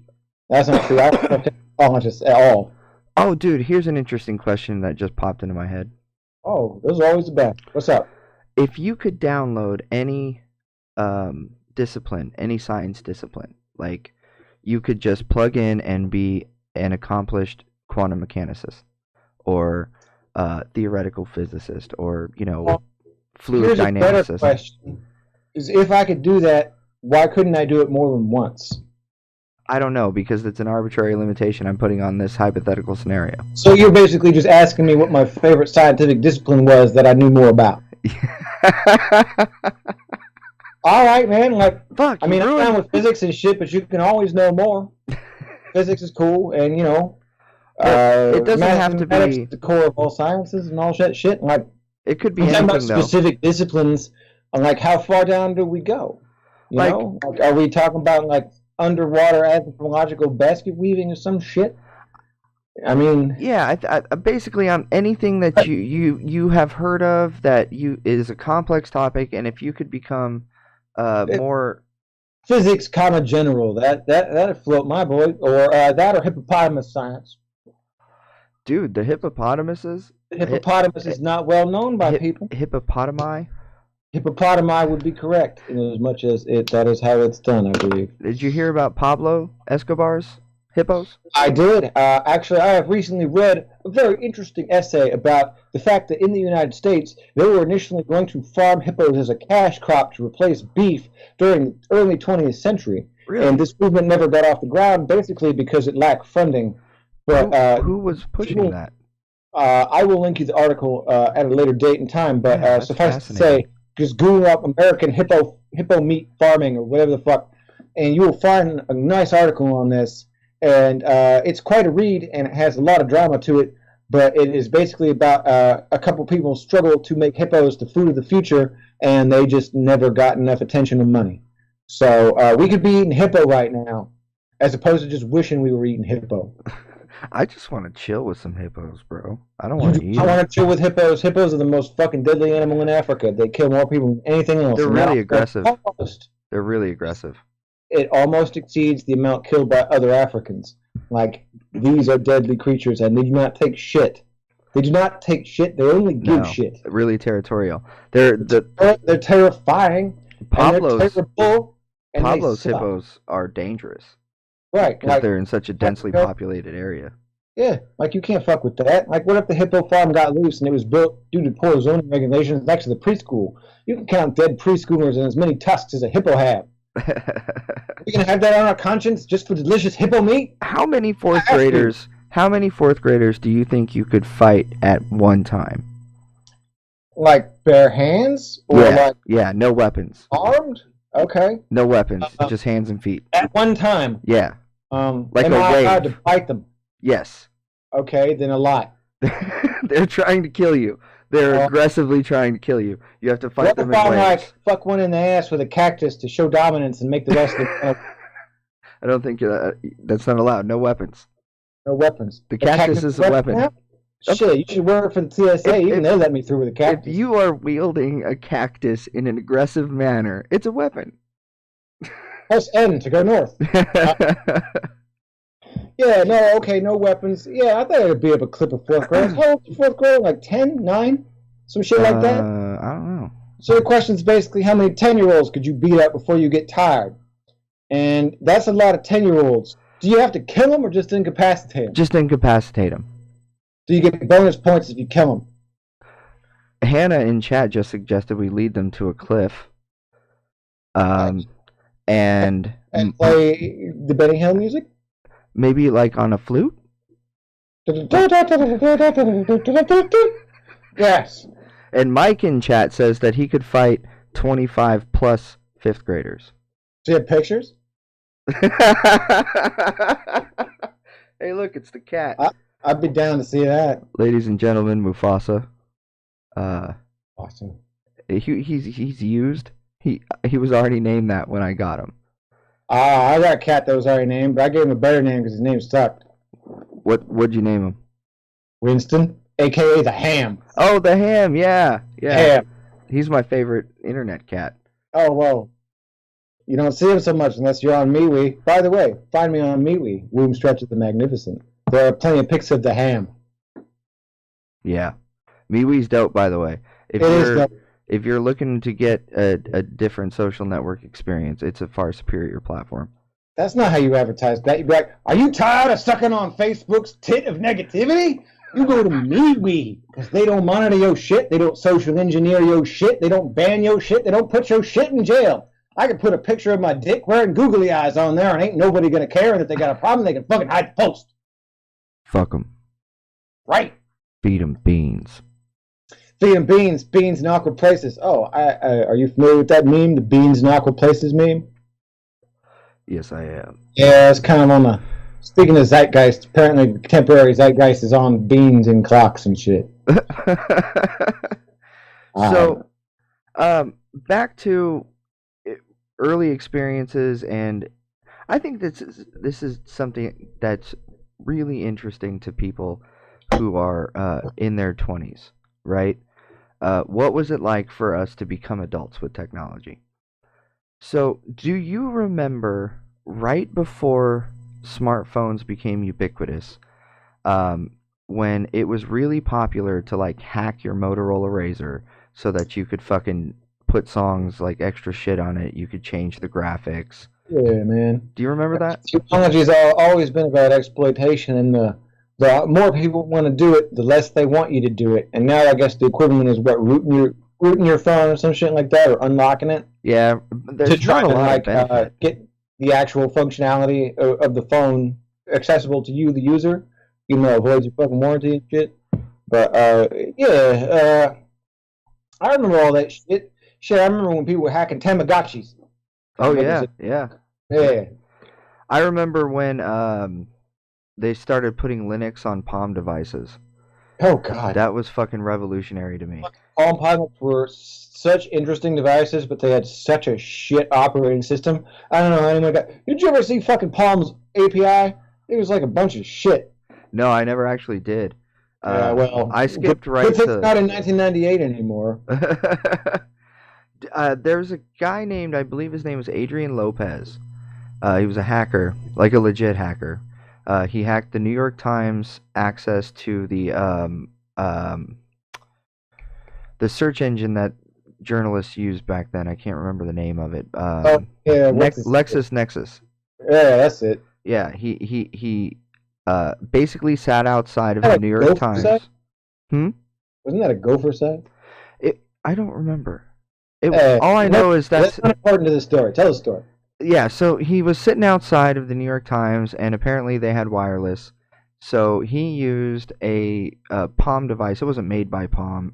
It was whatever company was making the Linux Palm pilots, and Oh, he had a Bash terminal on his Palm oh, device connected to Wi-Fi. like Bash version like 0.2 or something like that. Yeah, and Uh, he hacked their shit, and he went to prison for it. And there was hmm. a big Kevin Mitnick got involved. Right. Well, Um, oh, it was after Kevin Mitnick was out of yeah, prison, it was after Kevin Mitnick was free. so it Uh, must have been the early 2000s then. yeah, it was around 2001 2002 ballpark. All right, fair enough. Anyway, that was a really for me a revolutionary time because I saw the future in those moments. For like I knew that it was only a matter of time before normal people were looking at MySpace or the equivalent thereof on a phone. That was the moment because I was Yeah. like, Palm devices are just phones waiting to happen. Well, yeah, but nobody had, there wasn't a regional mobile cellular service back then that was affordable. So everybody had PDAs, but no one had anything to plug them into in terms of network accessibility. That's fine and good, but yeah, you're right. It was kind of a milestone then, but I mean, everybody has this moment where they realize that the things that they take for granted are becoming, or in a niche capacity, like even the internet itself. We're like, oh well, ha ha ha, we're on the internet, it's great and cool. And then at some point, everybody had this notion of, oh, everybody's on the internet. Hmm. Like it's another appliance. It's like you got your phone, you got your fucking gas bill, you got your fucking power bill, and you got your fucking internet bill. It's a utility now, and yeah, so it's that fucking accessible. And yeah, there were defining moments. And um, I guess I was around for Eternal September, but it didn't really hit me so much because I didn't care at the time because I was very young, Hmm. or I was young enough not to care. Hmm. And yeah, like Eternal September being what it was like the day there was no going back, the day everybody was on the internet, Hmm. or at least the day they got AOL into the news groups. But but yeah, there are always defining periods and points in technology where you got to kind of sit back and be like, okay, am I looking at something that's preceding a trend, or am I just looking at something that's kind of pissing me off? Hmm. So, I mean, that's kind of what it's all about in the end. But yeah, no, I get you. And like Palm Pilot and all that shit. And like, you ever get that fucking thing? Oh, what was that fucking thing?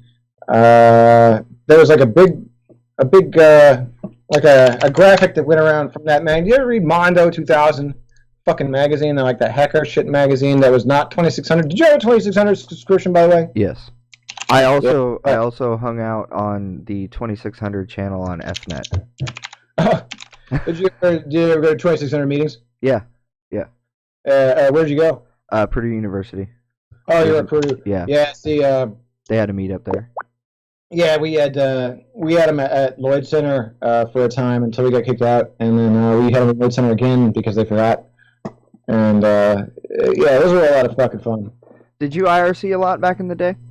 Yeah, for the most part, but I kind of lost it after the great instant messenger trend meant I didn't have to deal with people who I didn't want to actually talk to. And that was the whole thing about IRC was internet relay chat. It's like anyone can chat to you. It's like that's at the point where I realized I don't want to chat to all these fucking ass dolphins. You Yeah, know, yeah. like it's bad enough reading my own fucking email. I don't want to talk to all these people. My friend And and I had a private IRC set up where we just had it encrypted. We were bored and we would just do shit like that for no reason. There's no good reason. Just be like, hey man, I've got this like Pentium 3 laying around. Let's turn it into an IRC server. yeah, that's the hacker spirit is because we can. Yeah. And you know, fuck off if you don't think that's never accomplished anything. God damn. So much Uh, stuff. I mean, and even in technology, if it weren't for the hacker spirit, we wouldn't have right. any of the We shit we wouldn't have have. it, and I No. think the hacker spirit's kind of changed a bit as well. But whether that's a good thing or a bad thing remains to be seen. You have a good hacker story. I have a couple of good hacker freaker stories from back in the day. You have a good hacker story. Yeah, yeah, I do. I What's a have a good hacker bunch. story? I have a bunch. Tell Uh, me the best one, or tell me the funniest one. I'll tell you the short version of the certainly the most interesting one. So I bought a Logitech I believe it was a G13 keyboard, the one with the little LCD screen, because I wanted, G13, I it's believe. dynamite. um, I bought it on eBay, and I had just graduated from Purdue with my CS degree. I also did math and other stuff, but so I got the money returned to me for no reason. And I was like, okay, that's weird, but fuck it, I'm pretty broke, so that's cool. Um, Yeah. and then I got an email, and the email said, hey, uh, basically, we want you to accept money through your PayPal and take a percentage. And I was like, okay. So they were like, we'll give you 10%. And I was like, well, first of all, I want to know the average volume per month. And they were like, well, it'll be around 4,500, 5,000 per month. And I was like, okay. Cool. I was like, I want How's it get 15%. caught? I was like, 15%. And they were like, cool. So for about a year, I processed payments through my PayPal. Some months more than 20 grand, some months little lower than three. Made a lot of money doing it. And then after a year of doing it, my cell phone started ringing when I was taking a weed nap on the couch. And I answer it, and my mom says, oh my God, I've been trying to get hold of you. A federal agent is looking for you. And I said, okay. She was like, he has tried to call you. Just call the the number that's been calling you that isn't me. I was like, okay. So I do. And he says, Special Agent Mike Johnson. And I'm like, yeah, so my mom told me to call you. And he's like, oh, yeah, you might want to look out your window. So I go over to the window, and there's a bunch of fucking federal agents outside my house. And he's like, we were going to come knock on your door. I was starting to assume that you weren't going to cooperate. I was like, I've been asleep all afternoon. I have no idea what's going on. But I knew immediately what it was in reference to, obviously, right? Hope you didn't say shit though. Hmm? I hope you didn't say shit though. No, I didn't until I got to the meeting. So I take the meeting with him. He says, "Are you going to cooperate with this? This is an investigation, blah, blah, blah." And I'm like, "Yeah, but what do you want? What do you want me to do? Just don't kick in my fucking door." He's like, "Okay, well, get your laptop and meet me at Starbucks in 30 minutes." And I said, "Okay." And he said, "Accept the fact that if you've been fucking around in a way that I don't like, you're not going to walk away from that building." And I said, "Okay." So he's gonna shoot you, huh? No, Alright. I think he meant like, without handcuffs. Oh, Like, alright. yeah. I don't think he was That's threatening. sucks, but still sucks. Yeah. So I go there and I meet with him and I have my laptop and he says, "Give your laptop to this guy." I hand my laptop to the guy. He runs a little Linux bootloader program kind of based on Knoppix. I don't know if you remember that. Yeah, no, it's a Linux that boots off a CD. Yeah. And it was basically a forensic sniffer that was looking for child porn. Mm, I didn't have any, right? Because right. obviously Because you're not into chorn. Yeah. right. So So the guy says to him, "All right, it's clean," and he proceeds to tell me that I've been taking money for child pornography unbeknownst to me, and that's how I ended up on his radar. And I he's see. and he's been watching me very, very closely for probably the last 6 months or so. Um, and he says, "I've been reading your emails, everything. I know everything about you.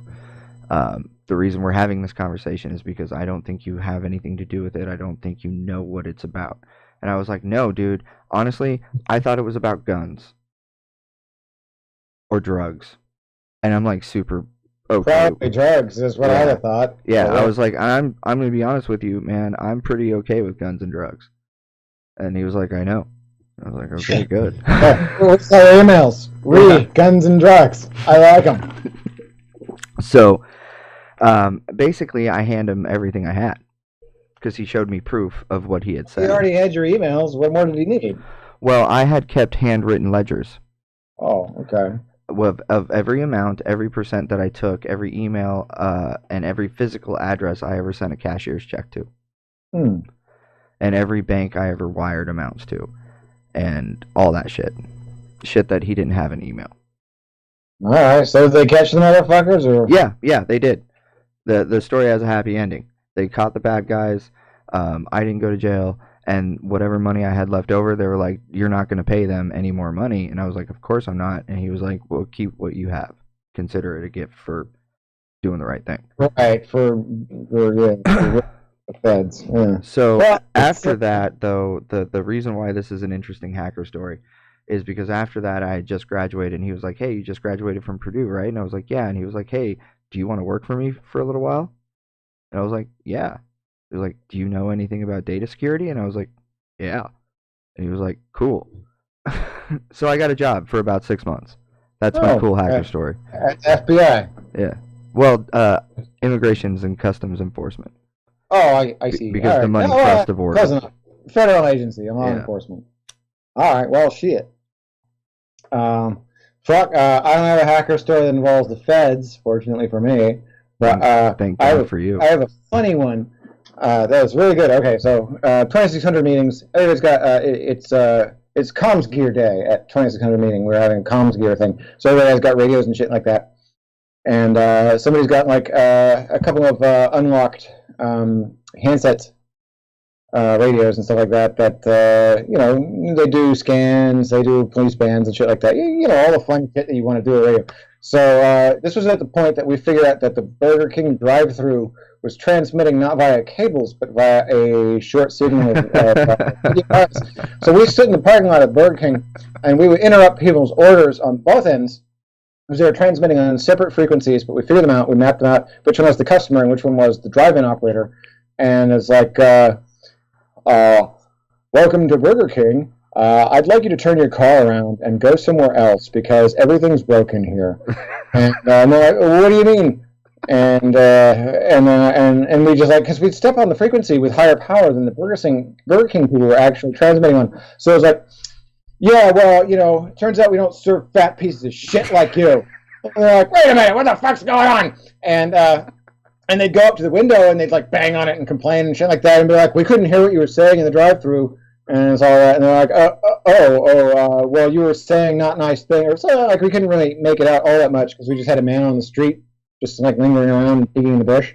And yeah, it was a great source of fun, especially when you would would deliberately give the wrong order to the drive-through people and be like, yeah, I want 75 double cheeseburgers. You're like, that's going to take like some time to make. And be like, well, that's okay, make it happen. Get to it, Skippy. And then you take it back over, and this is on top of the order they've already given. So it's like, okay, so we've got this is going to be like $37.50 or whatever, whatever it costs for 75 double cheeseburgers and like one Whopper or fries, and yeah, so yeah, they'd get there and they'd be like, hey, you're gonna have to wait in the parking lot for a while for your order. They'd be like, why the fuck is that? It's just a goddamn hamburger. They're like, well, it's gonna take us a while to make 75 cheeseburgers. So it's like, okay, we just kind of fuck with people because we were dicks. And by the way, I have more news from the Twitch department. Tiger Tank 529 has recently followed the channel. So Tiger Tank, We All fucking right, love the Tiger Tank. shit out of you, Tiger Tank, and Hey, Hannah Tiger Tank. Adventuresome, and Ivan Stable, and Mike Olson. I forgot. Yeah, 666, the Mark of the Beast. Of course. Yes. There's always one. So yeah, that's fucking awesome. By the way, that is exactly Oh, the it's kind of funny. shit that. You know Yeah. how it is. There we go. I Hannah. remember one time, my buddy. I had a pretty fucking secure network at my house, right? Well, sure. And my buddy John, though, he's the smart. He's probably still the smartest motherfucker I've ever met in my life. No matter what I did to my network, he could beat it. And I was just like, fuck you. But one day, while I was sleeping, he logged into my shit, turned up my volume, and I had big ass speakers back then, thumping them beats, yo.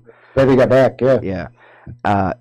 And basically had my computer say pig fucker, pig fucker, pig fucker, pig fucker, as loud as he could make it. Until I woke up and turned it off. What, That was such. text to speech? Yeah. Yeah. Oh. He got Oh, root. nice. He got root access to my desktop box. Heh. So, I remember doing that, like, not even too long ago. There was, like, some people who had some poorly encrypted Wi-Fi going on, and they had their printer shared on the wireless. Like, putting out a bunch of horse porn on their fucking thing. Never heard how that turned out. Oh, Maybe they man. liked it, like, who knows? But why is there a bunch of horse porn on here topped off with goatsy? Two hours later, the dude's wife is just like angrily leaving with bags. Screeching and thumping from apartment 2B. Oh, man. Geez, hey, I wonder if Goatsy is ever going to be considered a legendary meme and be like, oh, you remember Goatsy? Yeah. Yeah. That with the busted out asshole. Oh man, good times. Yeah, absolutely. So will Blue Waffle. I think Blue Waffle is this generation's Goatsy. And what's that other shit? 2 girls, 1 cup. 2 girls, 1 cup, tub girl, 1 man, 1 jar, 2 men, 1 hammer, all that fun shit. What's that one with the spinning dick? Meat Spin. Meat I believe Spin. Meat Spin is actually still up. Meatspin.com. They're not paying me, but I'll endorse them anyway. Meatspin.com. Take a look, won't you? Bum, bum. Right. You spin me right round, baby, right round. Yes, but that's neither here nor there. So, do you Yeah. think Yeah. that aliens are real? like aliens, like as in they visited the Earth, real, or that the Yeah. possibility of extraterrestrial life is legitimate? No, Because I mean the in possibility of the extraterrestrial life is legitimate. Whether or not they're probing people's ani here on Earth, I don't know if I quite believe in. extent that, like, suppressed technology, Area 51, not necessarily butt probing. Well, if you're not including butt probing, then what's the point of having this discussion? It's key. Well, Butt probing is what it's contingent on, my friend. So, universe if you depends take into on account butt all the probing. black technology that the United States government or any world government has technically, harvested from these extraterrestrials who are masters of the butt probing field, then we have to assume that since the Roswell incident in 1947, that people are already using technology derived from this so-called Elamau material, which is, whatever it was in 50 years, I guess that was 1947, so this is quite a few years, that's a long time ago. Surely the alien technology has improved since then, but anything that we've gotten since then has probably been used and already unused based on the discoveries that we've made from it at this point in time. You got to think about this. If we, the U.S. or whoever the fuck, caught some Elamaus in their fucking, Roswell or whatever, and they harvested technology, they probably took the technology, reverse engineered it, made something that worked then. We're not still using alien technology if it happened then. We're probably using derivatives of that fell down the way. So even at that point, it's no longer alien technology. It's our technology that just happened to have a boost from some aliens or whatever the fuck. However, I would like to cover more deeply the subject of cattle mutilations. Why do you think that persistent rumors of cattle mutilations and the evidence that substantiates them are still being observed to the modern day? This is not conspiracy theory level shit. There is actual evidence for this, and whether or not it's actual aliens doing it, it's hard to say. Well, I mean, it's not hard to say. It's probably not, but who would be doing this and why is the question. It is like a weird thing. strategic surgical manipulation and mutilation of cattle. Why? Yeah. Well, what do you have to learn from cows? Like taking all their blood and leaving them burned in a field? Like what? What? Okay. I've always been really confused by it because Yeah, crop like of circles all make the sense to things. me. Crop Of all, circles I get. Like if you're gonna fake an alien time, message, you get crop circles. yeah, yeah, I understand how a person of like a person could say to themselves, "Hey, I want to get some attention. I want to do something interesting. I'm gonna do a crop circle." Oh, you mean the terrestrial origin of crop circles? Yeah. You don't say you're understanding why an alien might put them there. No, that's not what I'm saying. Oh, no, No. that's a bunch of shit. Yeah, that is a bunch of shit. Crop circles aren't real in the sense that aliens are putting them there. Right. Yeah, they are real in Yeah, the sense that they exist.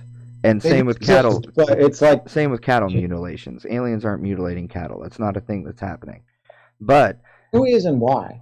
that's I don't I have Like that's a lot of time for some Hannah. hillbilly who wants attention to take to remove all the blood out of the cattle and surgically cauterize their wounds. I'm just saying that Hannah from the chat has a pretty good suggestion. She says that it's vampires and werewolves. Oh well, in that case, it's just a jump to the left, I wonder if they're sparkly. step to the right. But yeah, vampires, Bigfoot. We've touched on pretty much all of this stuff. So, okay, so here's the thing, and I think this is a What's the thing? I think that alien technology has been recovered. I believe that to be true. Very credible people, or at least seemingly credible to me in my amount of time listening to them talk, have said that alien technology has been recovered and reverse engineered. And I don't have a reason to disbelieve that. Right? Not. Hmm? Why not? The premise is inherently somewhat ridiculous. Well, I think that if it's true, then logic could support that. See, it's possible that people are not seeing UFOs, right? It's possible that people aren't filming them. It's possible that the mountain of footage of UFOs is all fake, right? 100% fake. UFOs, but UFOs, that's such a generic term. It's like UFO, unidentified flying object. A fucking butterfly could be a UFO if you're stupid enough. Well, if you think that, I guess my logic is if say there's a million, a million videos or whatever, a million instances of questionable evidence, All right. right? We'll humor you and say, yes, there are a million instances of questionable footage. Right, that's a made up number.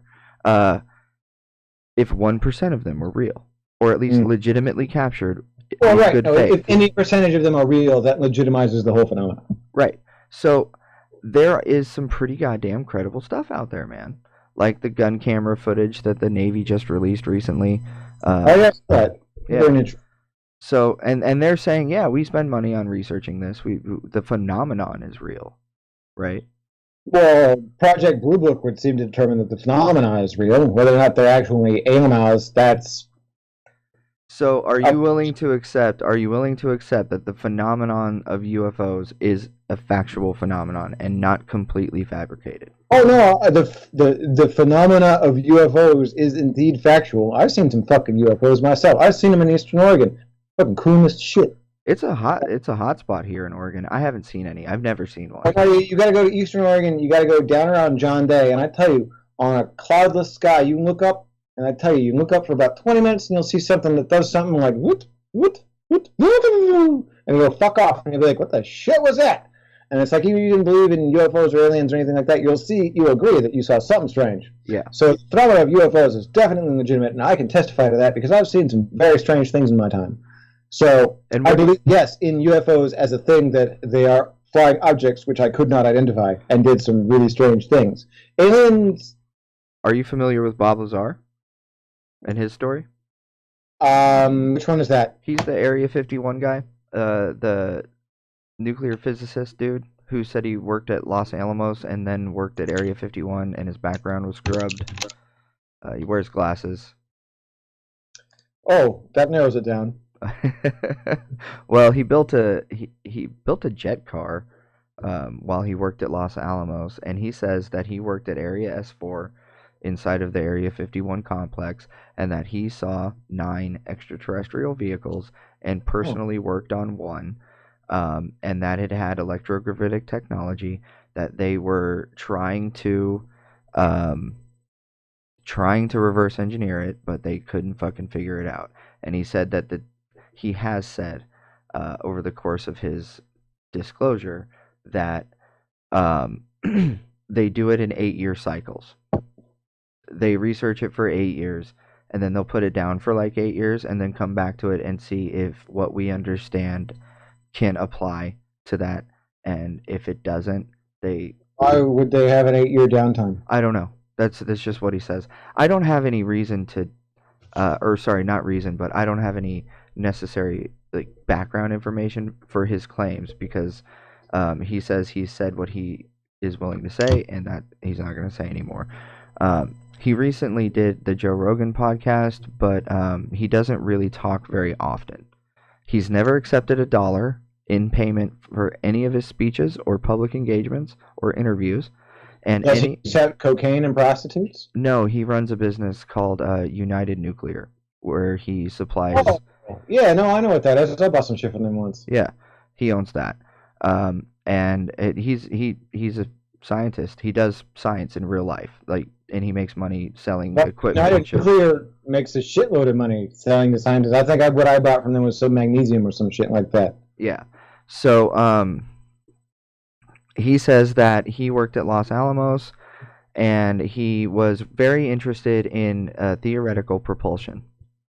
And he did a job interview with a company called EG&G in New Mexico, and that ended up being a front organization to access to Area 51S4, where he researched the uh, uh, reactors basically that were producing the anti-gravity field using element 115. You think that electrogravitics is a legitimate field of inquiry? And not just some kind of like shit on the level of like orgone generators and stuff like that?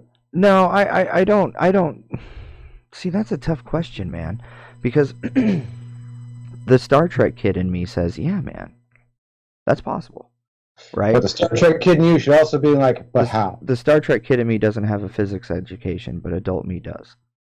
Uh, No, right? so when I say that I believe that it's possible, I believe that it's possible in an understanding of physical science different than what we have. It doesn't work and can't work in our current model.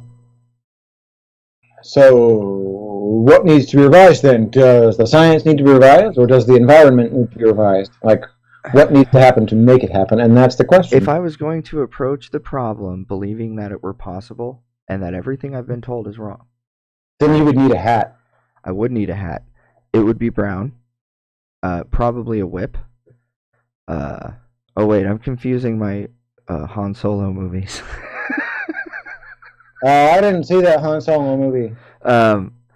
I would say that we'll find answers to problems like that in quantum mechanics once we have a actual theory of Once quantum we have a mechanics. better understanding of quantum mechanics, we will prevent new Star Wars movies being made. Yes. So, absolutely. No, I'm 100% on board with that. I would say that it's most likely that to change the current model of physics, the string theory is wrong. Oh, here we go. String theory is wrong. I feel very strongly that string theory is not the path. Why do you think string theory is wrong? It's too complex.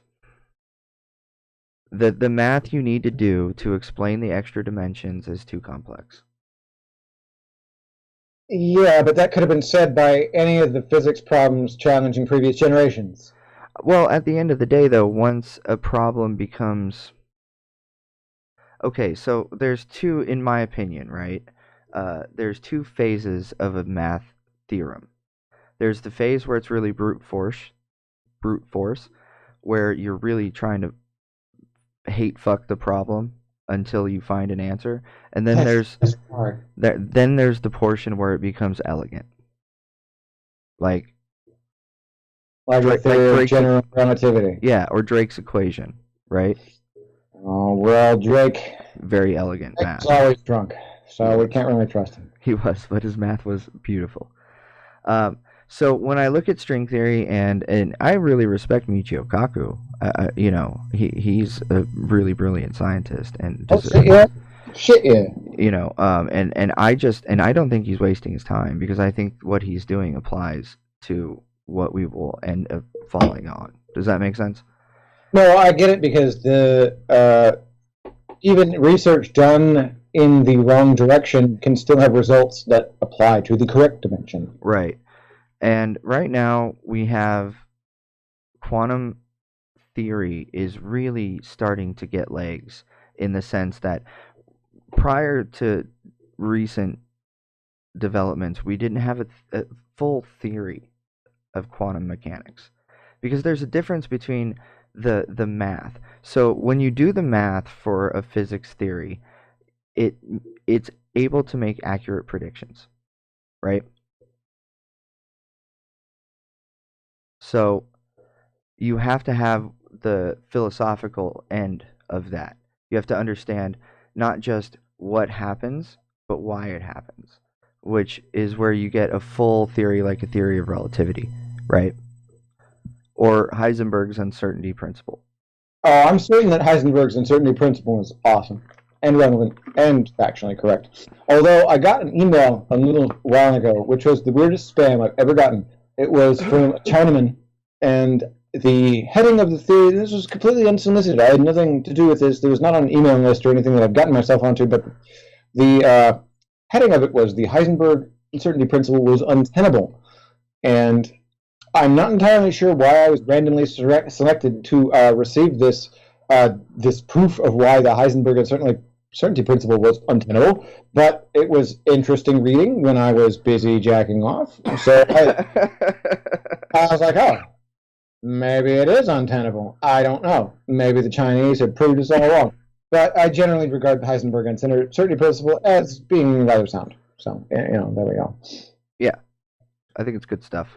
Niels Bohr didn't like it. Yeah, well, Niels Bohr was Niels Boring. He was a fucking dick. Actually, I heard he was kind of a dick. He was. Did you like, know? Did people's underwear and shit like that? Did you know that he fucking hated Einstein, and Einstein fucking hated him? Yes, I did know that. Yeah. And they almost came to blows a couple of times. Yeah, and Einstein refused to accept quantum mechanics because Niels Bohr was a dick. Right. And Niels Bohr is a dick. Yeah. But that doesn't mean quantum mechanics isn't a thing. No, it doesn't. I just think that's a really interesting thing about, like, really important physicists that Who do you think would win in a fist fight, Albert Einstein or Niels Bohr? Niels Bohr. I'm going for Niels Bohr. He's built. Down. Like, he was fucking stacked up for a scientist. He would like, fuck Einstein up. Hit that motherfucker in the chin. The only problem is Einstein's got that fade. He's got that fade away. So it's like, oh, you hit his hair. Like, oh, now you see me. Now mass is energy and light. Oh. What about Michio Kaku versus Bill Nye the Science Guy? I can only assume that since Bill Nye is not an actual scientist, that he would be pummeled relentlessly. I think Michio Kaku's got a stockier build. I think he'd fuck Bill up. I think so. I liked Bill Nye better when he was on the television show Almost Live, which was local in Seattle. And he played Speed Walker, a superhero who abides by the rules and regulations of the American Speed Walking Committee. Doesn't he have a degree in a hard science field, though? I think he's actually some kind of mechanical engineer or something like that. I don't know how hard of science you consider that, but it's better than nothing. Yeah, well, I went to school. Purdue has a really good mechanical engineering program, so I went to school with some of those guys. They built neat shit. I mean, Bill Nye gets a lot of shit. He does. But that's because his shows, he doesn't write them himself. Other people write them. And if they want to promote a socio-political agenda, he just kind of says it to get a paycheck. It doesn't take out the science of the practical things that he does just because he wants to acknowledge that there's like a spectrum of 75 genders or some shit like that. Or I don't know, whatever the thing that people have a grievance against him with. But how much do you think it pays to be Bill Nye? To be a professional fake scientist?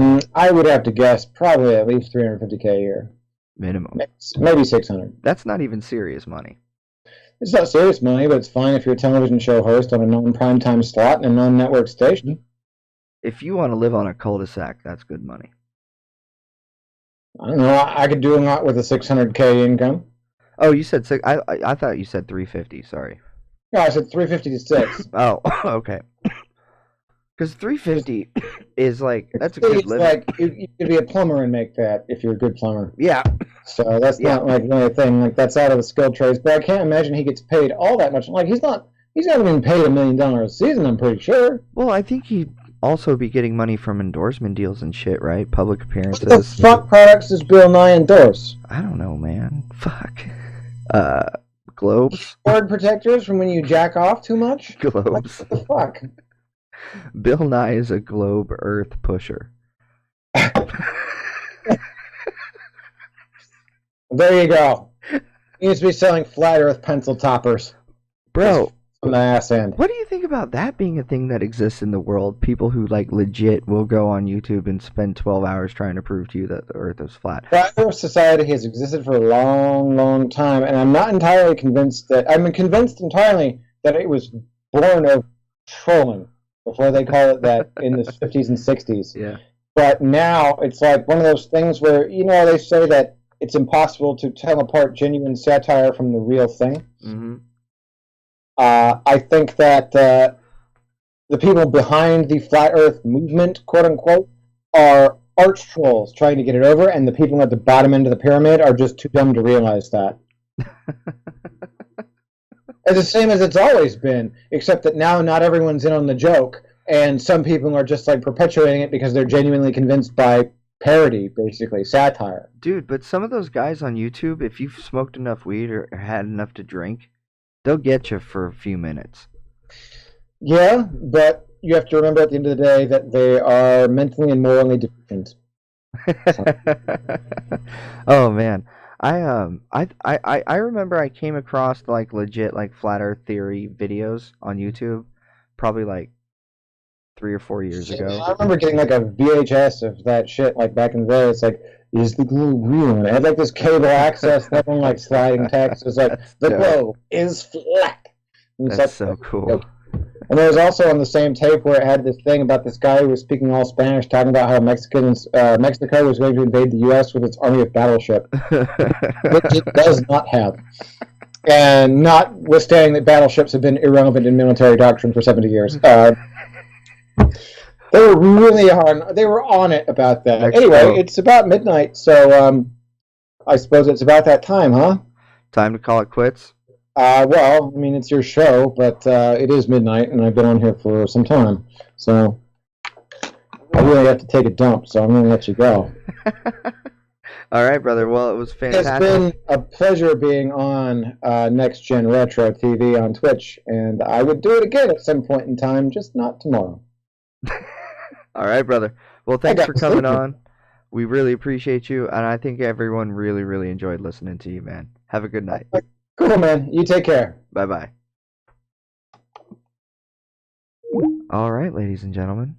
That is going to call it for the evening.